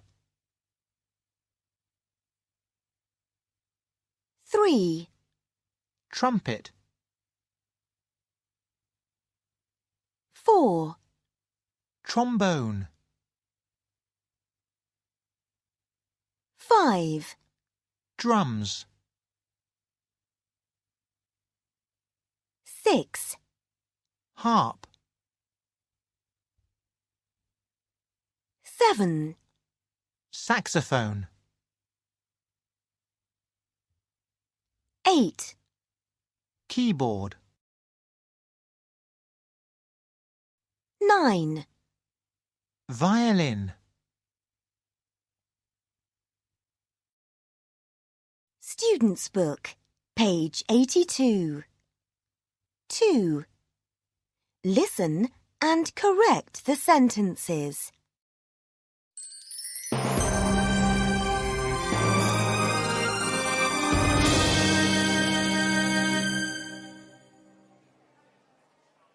Maybe the next line's here, at our orchestra practice. And we're the first ones here, so let's have a look around. Good idea. The map shows a harp, and I can't think of any other musical places in town. Do you think it's on one of the instruments, maybe? I don't really know. Let's check. Let me see. It isn't on the violin, or the trumpet, or the triangle. And it isn't on the keyboard. Or the drums either.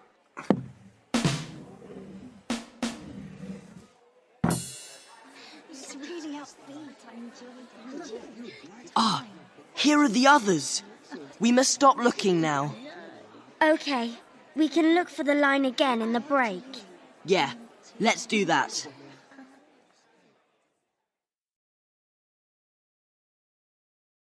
Student's Book, page 83. 1. Listen and write the names. Hello, Mr. Parker. Hello, Tom, Theo. Can I help you? We can't find our guitars. Your guitars? Let me see. Now, Tom, is this yours? No, mine isn't brown. Mine's red. I think the brown guitar is Rosie's. Yes, that's hers. So that red guitar over there in the corner, is that yours? Yes, that's mine. Thank you. And now, Theo, what about this blue guitar? Yes, that's his. Theo, that's yours, isn't it? This one here? Oh, yes. Sorry, Mr. Parker. Hello, Jade. Hi, Hannah. Can I help you? We can't find our recorders. Just a moment. Are those recorders yours? No, they aren't ours. You see those two girls in year 6? The recorders in the green cases are theirs. Ours are in blue cases. Blue cases. I think I saw them. Yes, here you are. Let's have a look. Are these yours, girls? Yes, that's right. Thank you. Mine is black and white. And Hannah, yours is brown, yes? That's it. Thanks, Mr. Parker.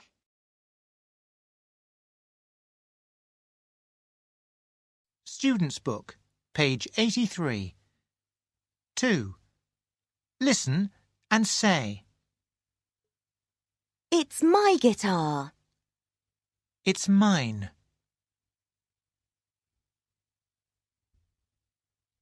It's your guitar. It's yours.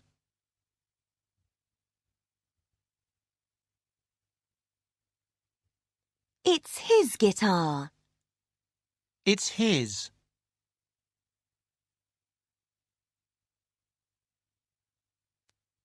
It's her guitar. It's hers. It's our guitar. It's ours.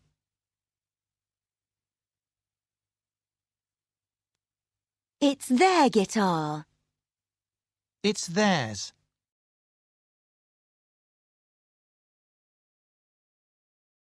Student's Book, page 84. 1. Listen and complete the song.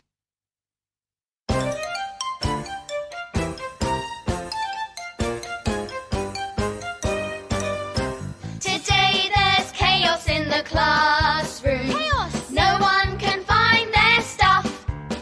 There's chaos in the classroom. Let's tidy up. Enough's enough.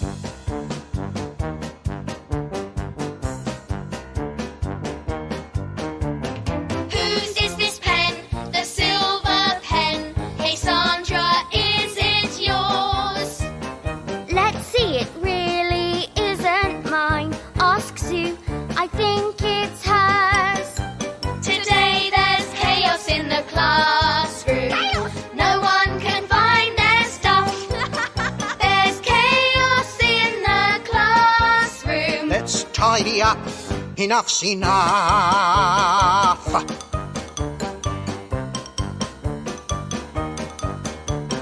Tim and Nick, look over there. Are those green rulers yours? Oh no, they aren't. Ours are blue. So tell me, whose are they? Today there's chaos in the classroom. Chaos! No one can find their stuff. There's chaos in the classroom. Let's tidy up. Enough's enough.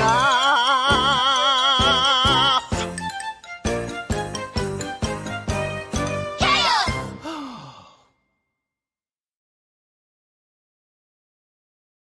Student's Book, page 84. 2. Listen and sing.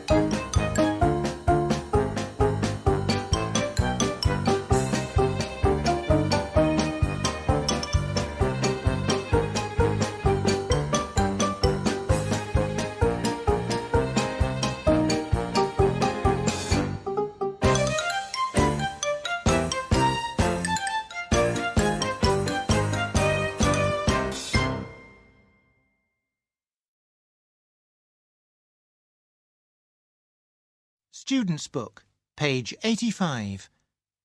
1. Listen and match the children with the instruments and the houses. Claire's the girl who plays the drums. Vicky's the girl who plays the trumpet. The instrument which Josh plays is the saxophone. The instrument which Connor plays is the recorder. The house where Mark lives is green. The house where Christina lives is pink.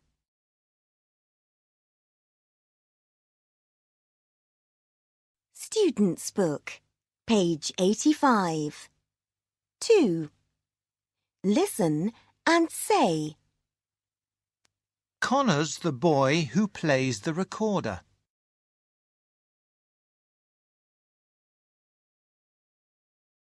The instrument which Vicky plays is the trumpet.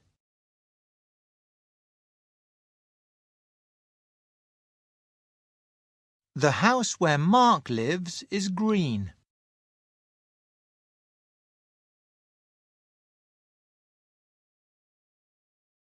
Student's Book, pages 86 and 87. 1. The Explorers. At the concert hall.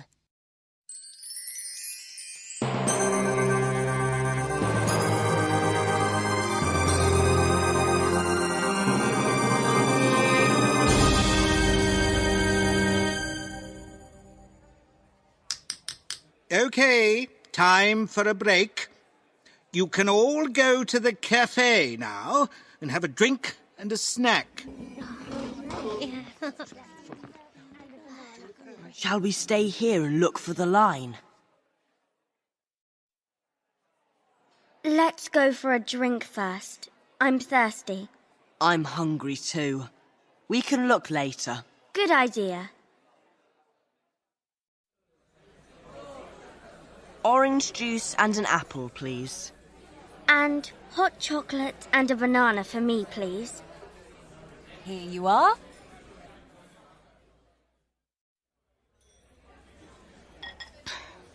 Hey, I can see something which you can't. The line. It's on your cup. Is it? Well spotted. What does it say? In the lighthouse, you will see.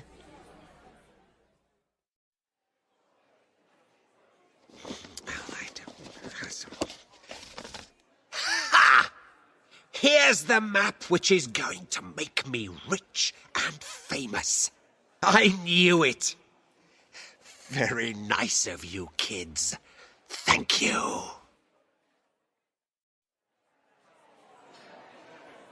What are you doing in here? Huh?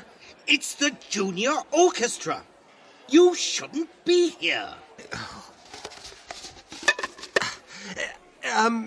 I'm sorry. I'm so sorry. Leave now, before I call the police.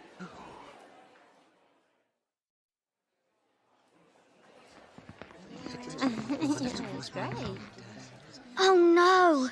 Look! Your rucksack's open! The map! Where is it? Horax, he was here. Oh no! We can't do anything now. We have to play.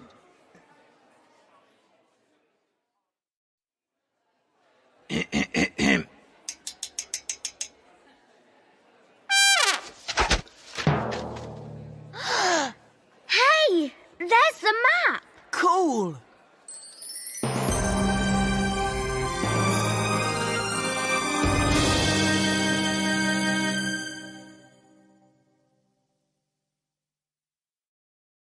Student's Book, page 87. 4. Listen and say. Or. Or. Or. Uh.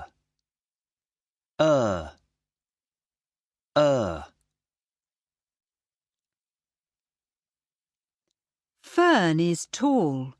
She's feeding birds. Bert is short. He's reading words.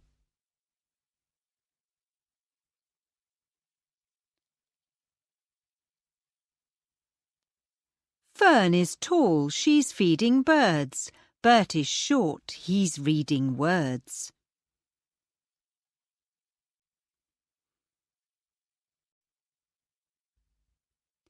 Fern is tall, she's feeding birds. Bert is short, he's reading words.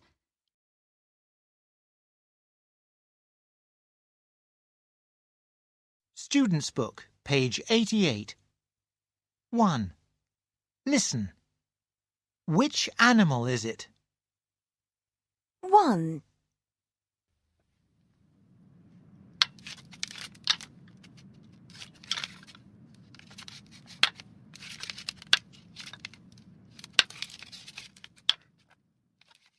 These are deer fighting. 2.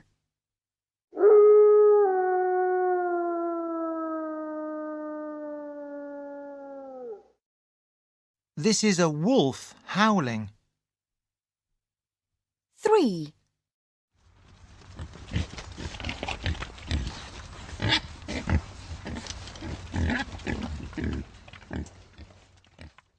This is a boar looking for food. 4.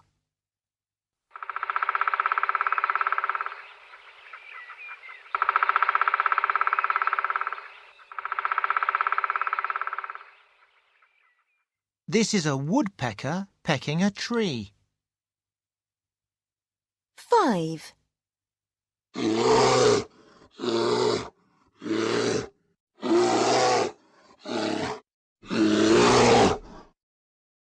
This is a bear growling. Student's Book, pages 88 and 89. 2. Read and listen. Story time.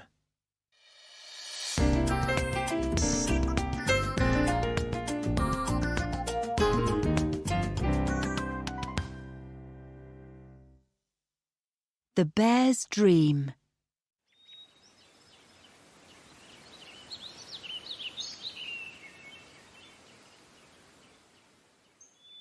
The bear was a friendly animal and had many friends. In the morning, the bear and his friends used to play games by the river, and in the evening they used to sit in the sunset. The bear loved listening to his friends' stories. He could also tell very good stories himself.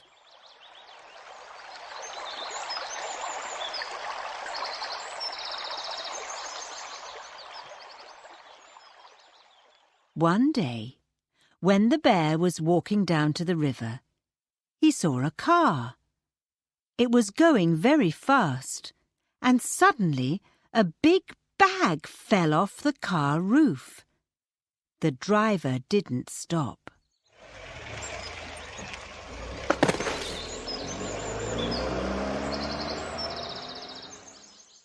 The bear looked into the bag, and it made him very happy. In the bag, there was the most beautiful violin in the whole wide world. From that moment on, the bear had a dream. He wanted to be a violin player. He played his violin in the morning, he played it at lunchtime, and he played it in the evening. At night, when he was tired from all the playing, he dreamt of his violin. He dreamt that he was a violin player, and in his favourite dream, he dreamt that he was giving a concert to a big group of friends. One day, the bear went to see his friends. "I am now a violin player," he said, "and I'd like to invite you to my concert on Sunday at 7 o'clock by the river." His friends thanked him. When it was Sunday, everybody was excited. The bear waited for his friends to sit down. Then he closed his eyes and he started to play. He played for 2 hours, and he didn't stop for 1 minute.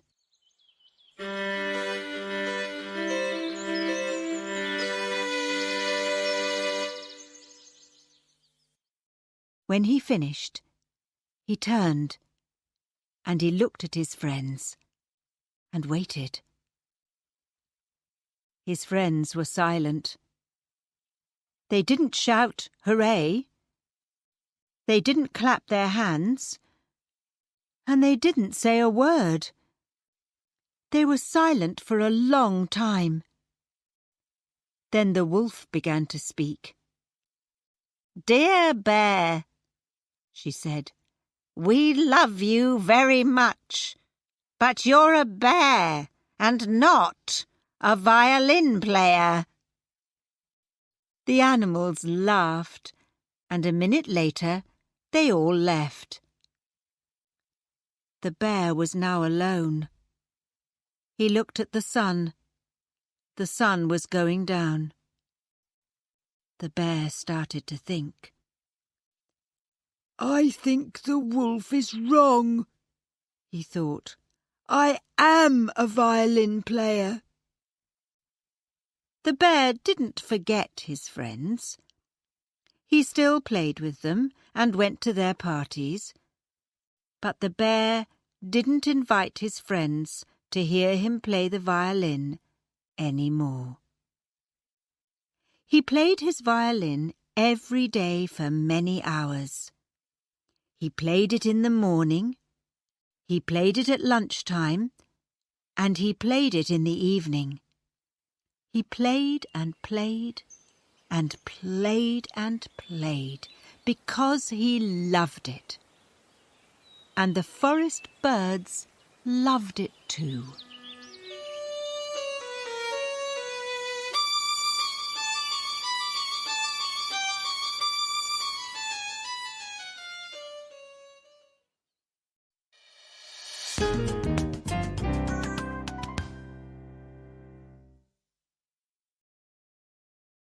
Student's Book, page 90. 1. Listen to these sounds. Answer the questions. 1.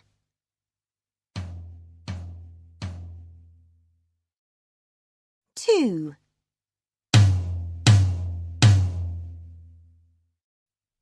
3.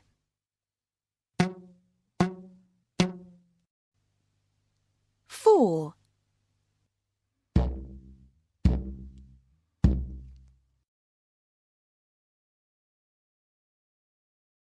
'Student's Book, page 90. 2. Listen again and number the photos. Sound is a form of energy. Sound with lots of energy is loud, like this. Sound with a little energy is shh, quiet, like this. Movements in the air carry the energy. We call these vibrations.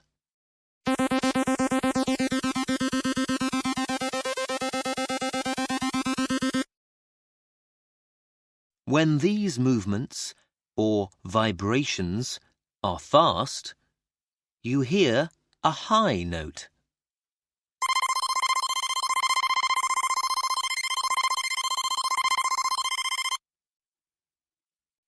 When they are slow, you hear a low note.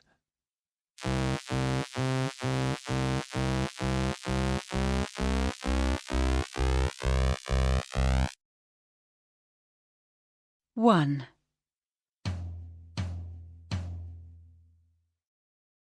When the stick is lower, nearer the drum, you can't hit the drum with very much energy. That makes the sound quieter. Which photo is it? 2.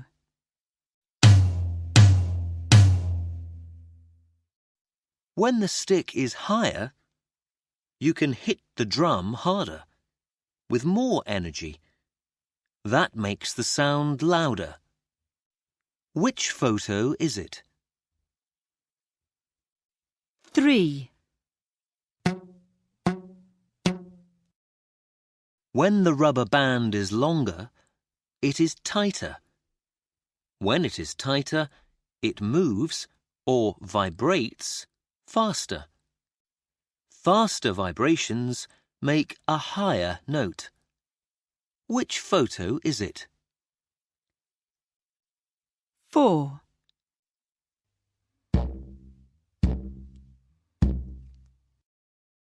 When the rubber band is shorter, it is looser. When it is loose, it moves, or vibrates, more slowly. Slower vibrations make a lower note. Which photo is it?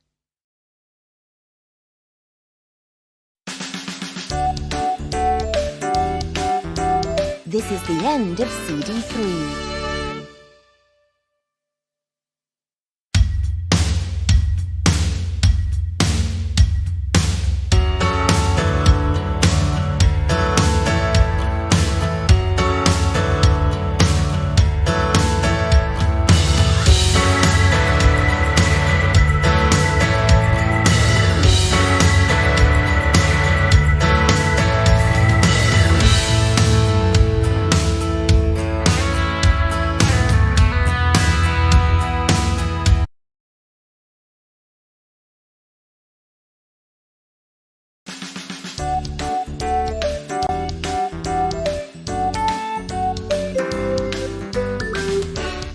Superminds 4 by Herbert Puchter, Günter Gerngross and Peter Lewis-Jones.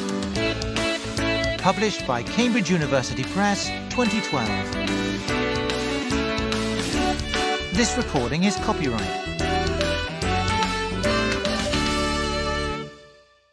Recording for the Student's Book and Workbook. CD 4.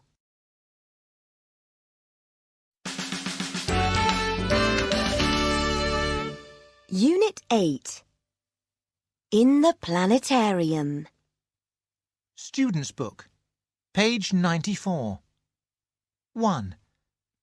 Listen and say the words. Then check with a friend. 1. Planet. 2. Rocket.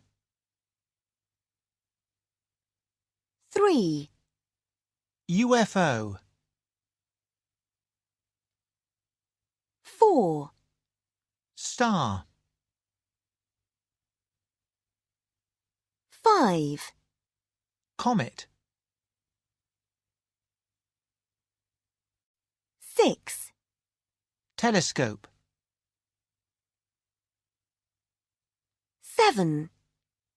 Astronaut. 8. Moon. 9. Space station.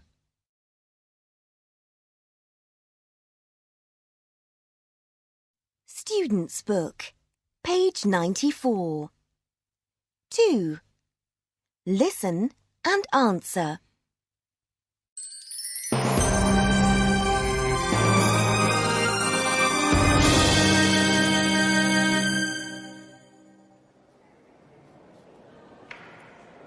The planetarium!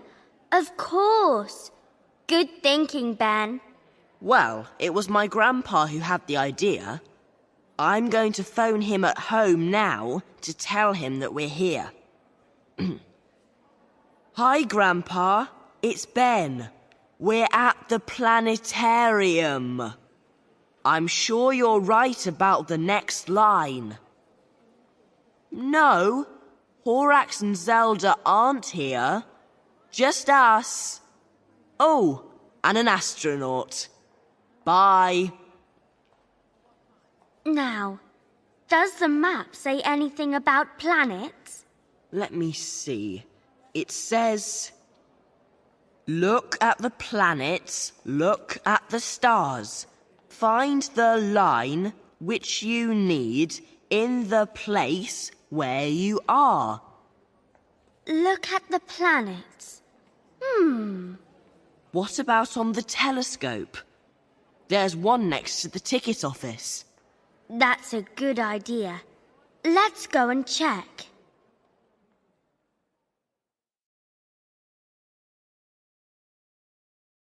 Student's Book, page 95. 1. Make sentences.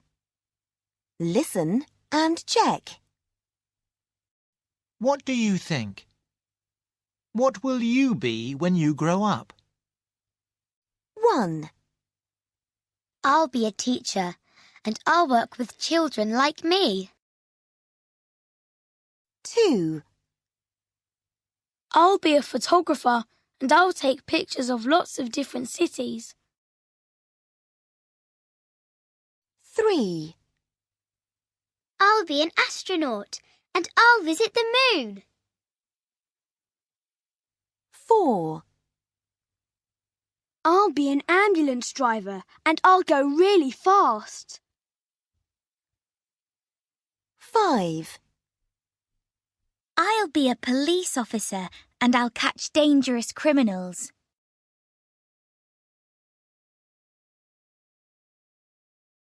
Student's Book, page 95.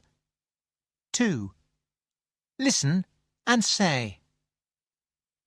What will you be when you grow up? I'll be an astronaut, and I'll visit the moon.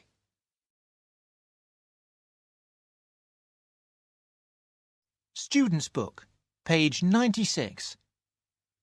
1. Listen to the song and number the pictures.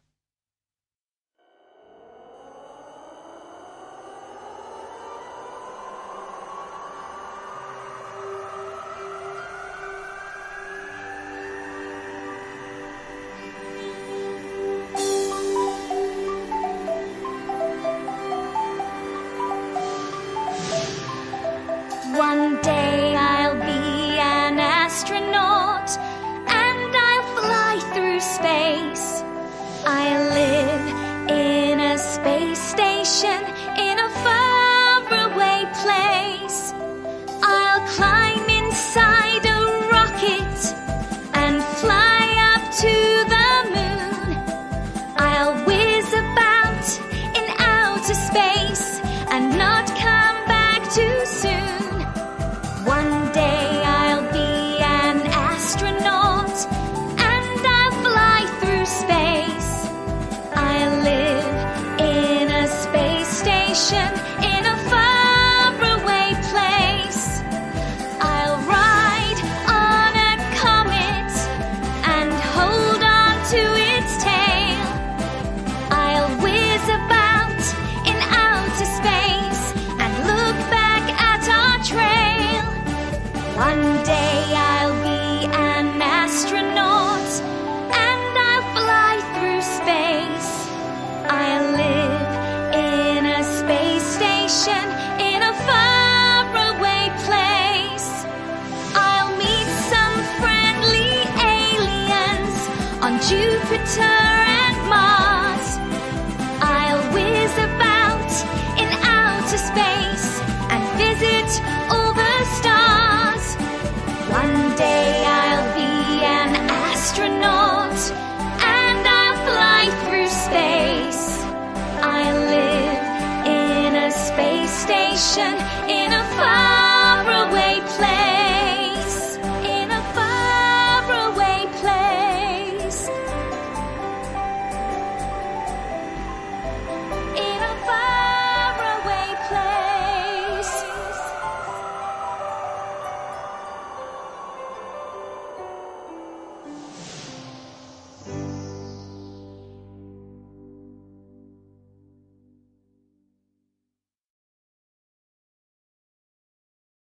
Student's Book, page 96. 2. Listen and sing.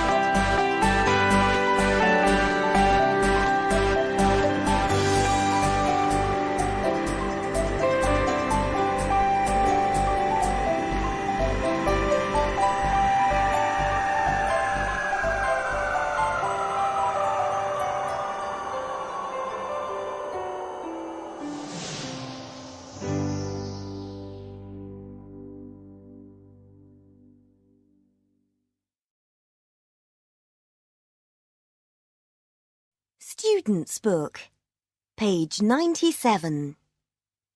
2. Listen and say. He hurt his head badly. We did our homework carefully. She left the house quickly. They walked home slowly.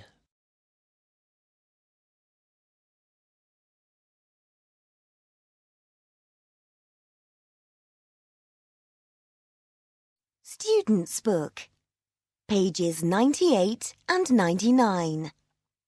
1. The Explorers. The Trap.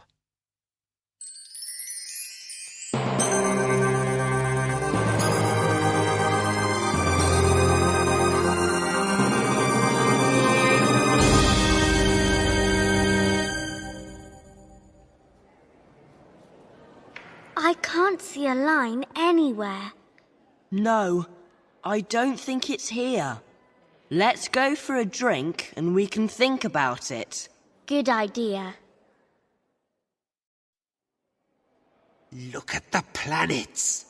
Look at the stars. Stupid kids. The line will be on this map. Look, a poem. I'll read it. Off to the moon we go for a ride. Go over there and climb inside. There you'll find the final line. Find my treasure with this rhyme. That's easy. It's inside the rocket. Aha! Come on. Let's look carefully. The treasure is almost ours.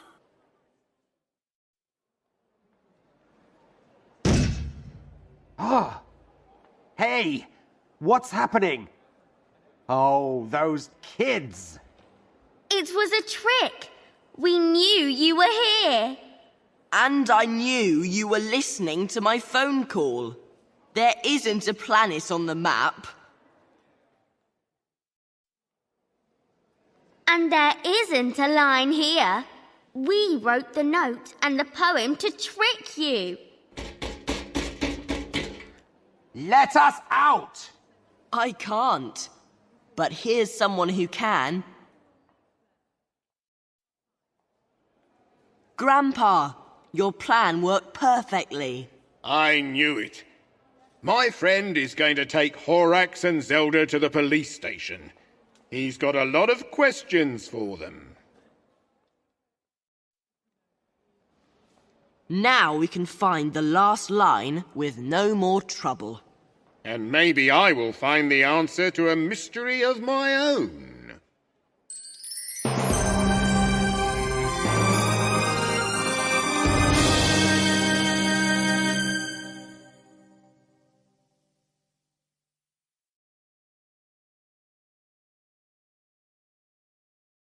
Student's Book, page 99.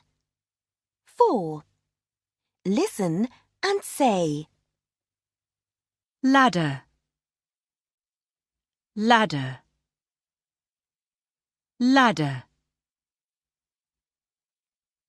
A surfer saves a snake charmer, a dancer, and a farmer.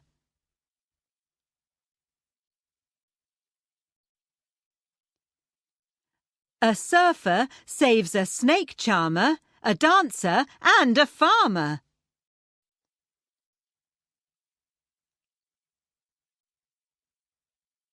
A surfer saves a snake charmer, a dancer, and a farmer.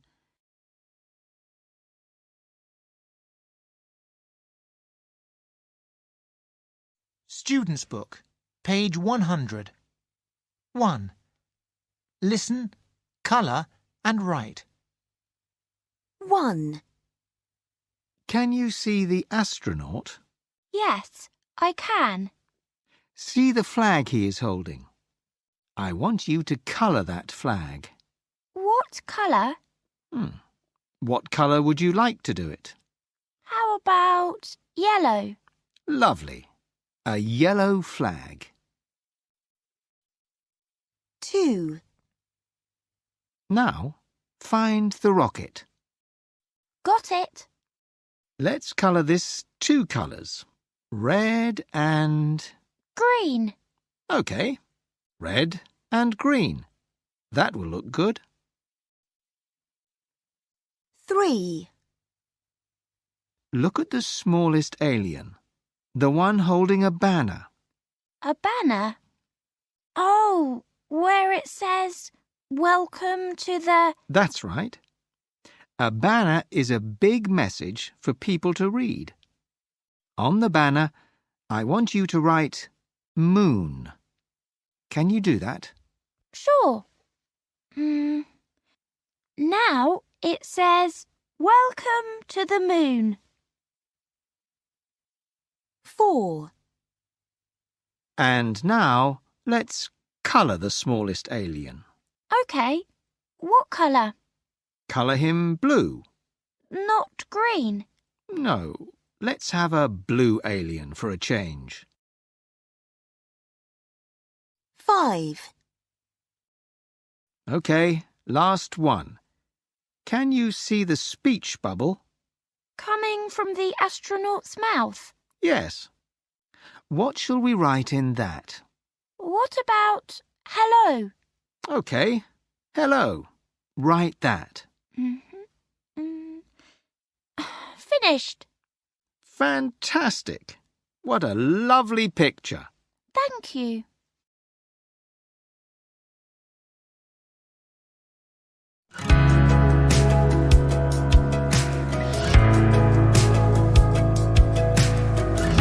Student's Book, page 102. 1. Listen and point to the planets. These are the planets in our solar system. They all orbit our sun. Earth. Jupiter. Mars. Mercury.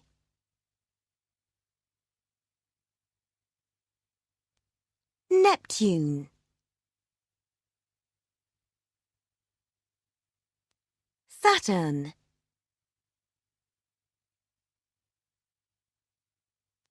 Uranus. Venus.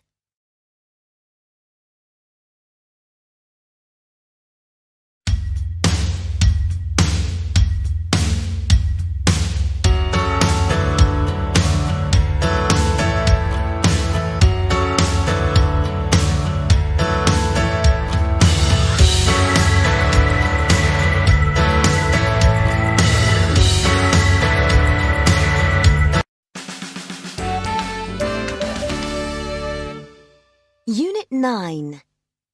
At the campsite. Student's Book, page 106. 1. Listen and say the words. Then check with a friend. 1. Sail a boat. 2. Swing on a rope. 3. Dive into the water. 4. Row a boat.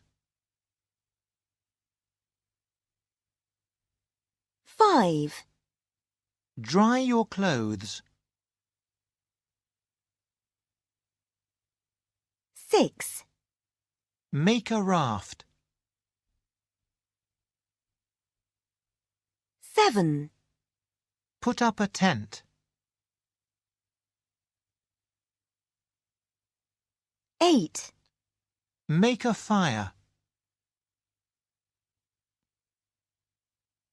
9. Collect wood.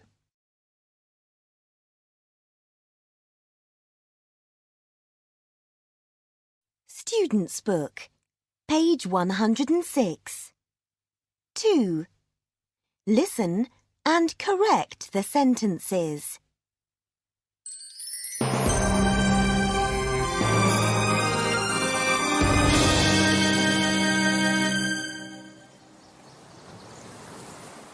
So here we are at the campsite.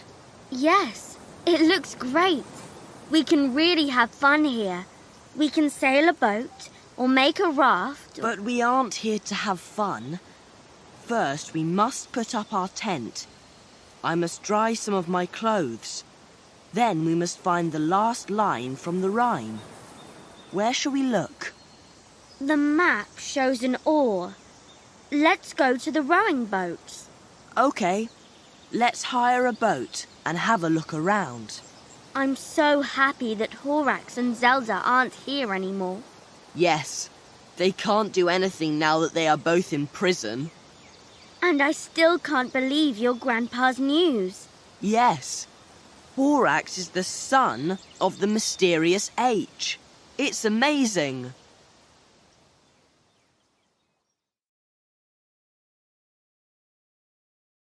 Student's Book, page 107. 1. Look, read, and number the sentences. Listen and check. 1. Let's buy some crisps for the party. 2. That's a big piece of cheese. 3.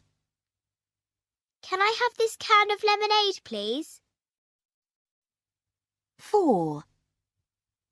Open that packet of crisps carefully, please. 5. We must get some bread. 6. Let's get some cheese. 7. There's a loaf of bread on the table. 8. Let's get some lemonade. 9. Can you get 3 bottles of water, please? 10. There's some water in that glass.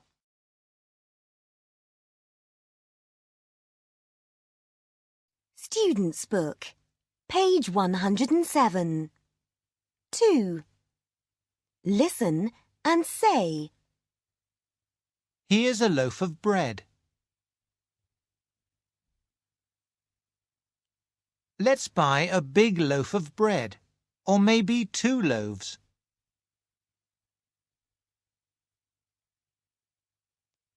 Let's buy some tomatoes. A can of tomatoes, please. Here's a bottle of milk.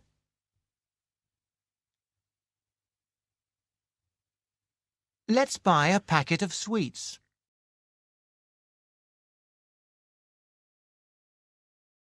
Let's get some cheese. That's a big piece of cheese.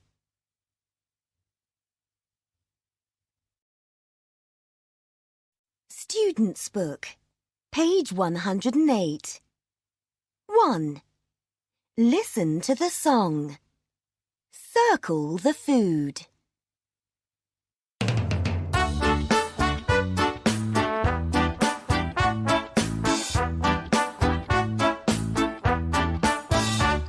We're going on a picnic with our picnic basket.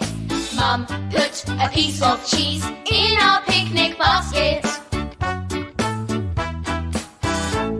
We're going on a picnic with our picnic basket. Mum put a loaf of bread and a piece of cheese in our picnic basket.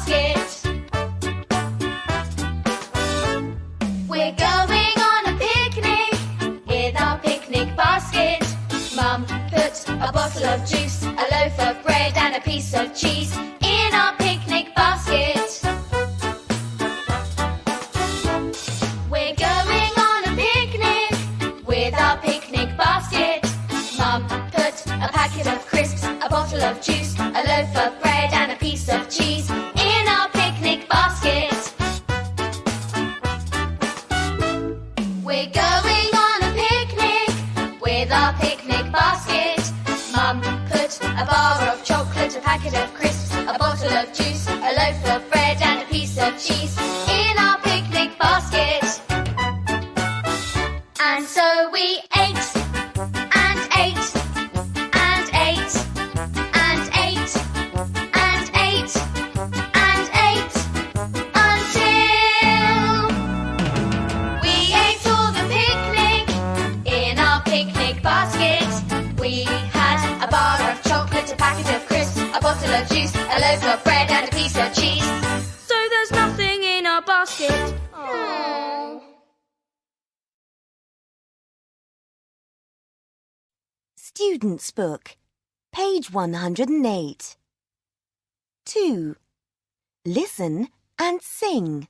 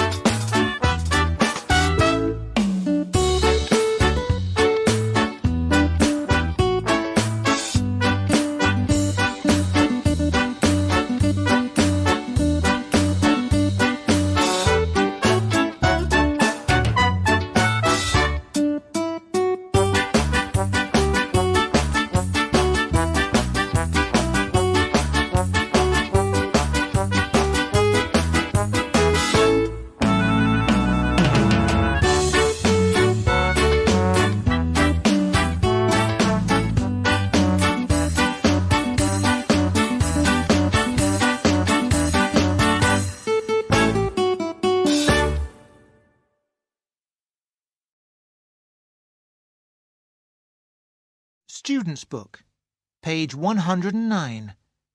1.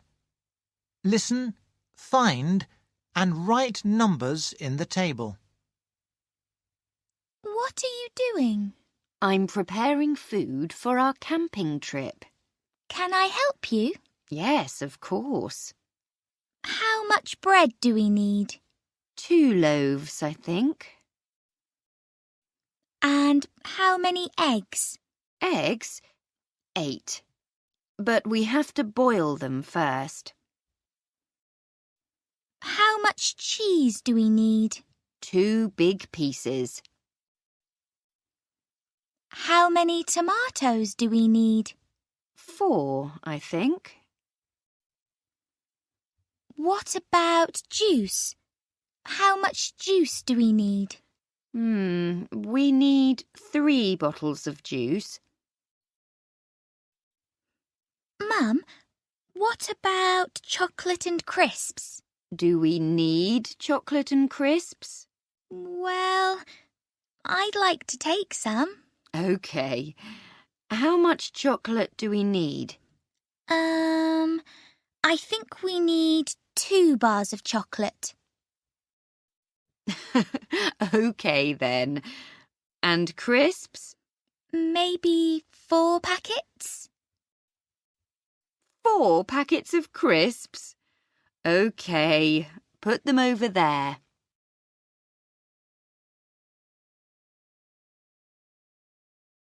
Student's Book, page 109. 2. Listen and say. How many bottles of water do we need?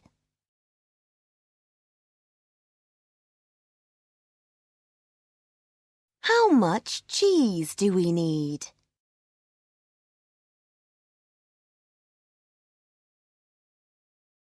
How much bread do we need?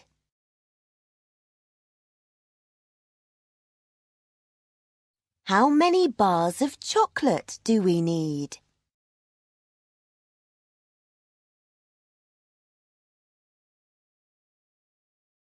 Student's Book, pages 110 and 111. 1. The Explorers. The last line.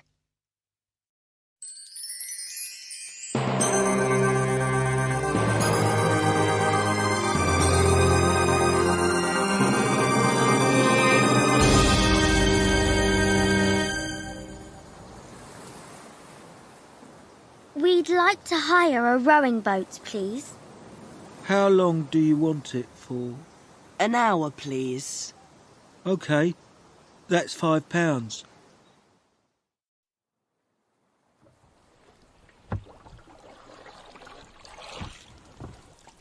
Oh, where's the line? I'm getting very tired. Hey! Look! On the oar! It's the last line. You're right. There's the key to end this game. Great! We've got all 6 lines.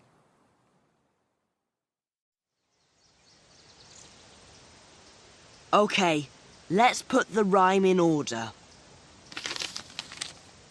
I think this is the first line. In the lighthouse you will see.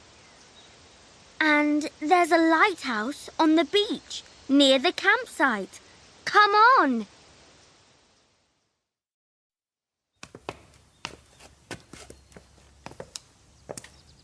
Well, this is stair 33.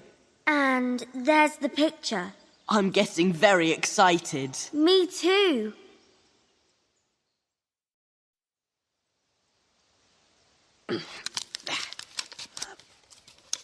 Look! The key! Now we have to find the chest which this key opens. We have to climb more stairs first. I think we have to go to the top.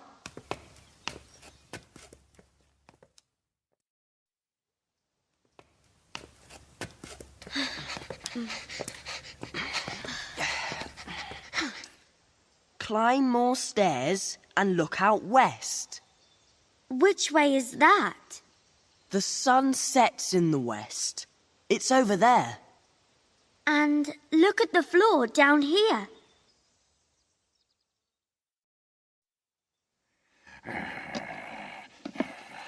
That's it, Buster. Find the chest. Here's the key. Look! It fits! Wow! This treasure is beautiful. And now we can take it to the museum.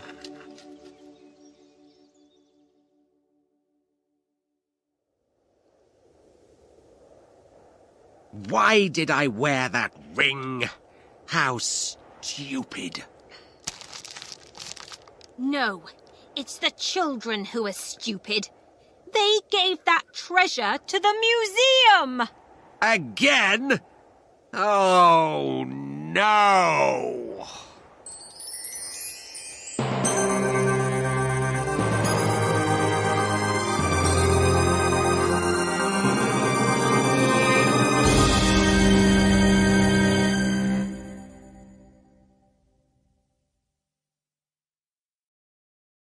Student's Book, page 111. 4. Listen and say. A cup of tea. A cup of tea. A cup of tea. A piece of cake, a cup of tea, on the lake, just you and me.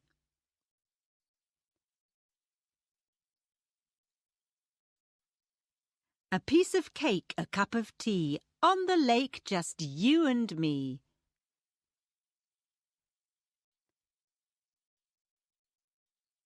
A piece of cake, a cup of tea, on the lake, just you and me.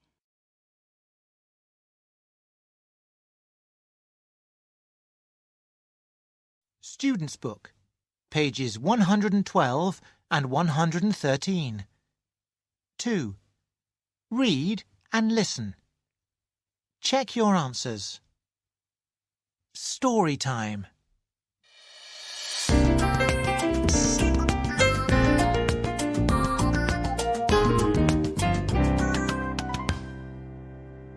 The snares in the forest. "What are we going to do tomorrow?" asked Jane. "The weather isn't good enough to swim." "We could sail a boat or make a raft," said Tom. Jane didn't like those ideas. "It'll rain, and then we'll need to dry our clothes." "What about going into the forest?" suggested Jack. "Great idea," said Sue. "Maybe we'll find some mushrooms." "Do you know which mushrooms are safe to eat?" asked Jane. "Yes, I do. I used to pick mushrooms with my grandma," said Sue, "and we can cook them over the fire in the evening." The next morning, Jane, Sue, Jack and Tom walked up the hill behind the campsite and into the forest. They didn't find any mushrooms, but they found a snare. In it there was a young rabbit. The snare was around one of its legs. The children carefully removed the snare and picked up the rabbit. Luckily it wasn't hurt, and it ran away. "Snares are bad," said Sue angrily. The children looked around and found 2 more of them. They took sticks and poked the 2 snares until they pulled tight. Then they put the snares safely in their rucksacks. "Don't forget the one which caught the rabbit," Jane said. "No, let's leave that one here," Jack answered, "because I've got an idea." "What's that?" asked Jane. "I'll tell you later," said Jack. "Let's go back to the campsite and have our dinner." After dinner, Jack told the others his plan. Before it got dark, the 4 children walked up the hill and into the forest again. They arrived at the place where they found the little rabbit and put an old hat into the snare. Then they tied white T-shirts onto sticks and hid behind some trees. They waited until it was dark. After half an hour, they heard 2 people talking. The voices were coming closer very quickly. Then they saw 2 of the oldest boys from the camp. "It's here," said one of them. "Look, there's a rabbit in the snare," the other boy said. "Let's take it, set the snare and go back. I don't like it when the forest is so dark." The boy went to pick up the snare. At that moment, Jack shone the torch at the T-shirts. The others made horrible noises. Ooh! Ooh! "Ghosts!" one boy shouted. "Let's run!" The 2 boys ran away as fast as they could. Jack, Jane, Tom and Sue looked at each other and laughed. "Those 2 boys won't set snares anymore," Jack said.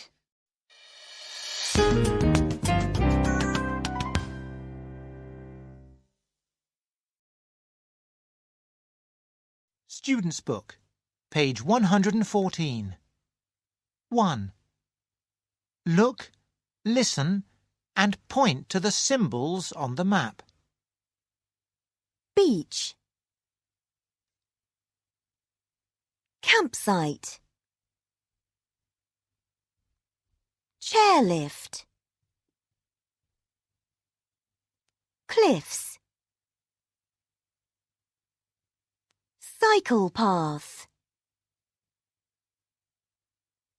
Ferry. Lighthouse. Museum. Road.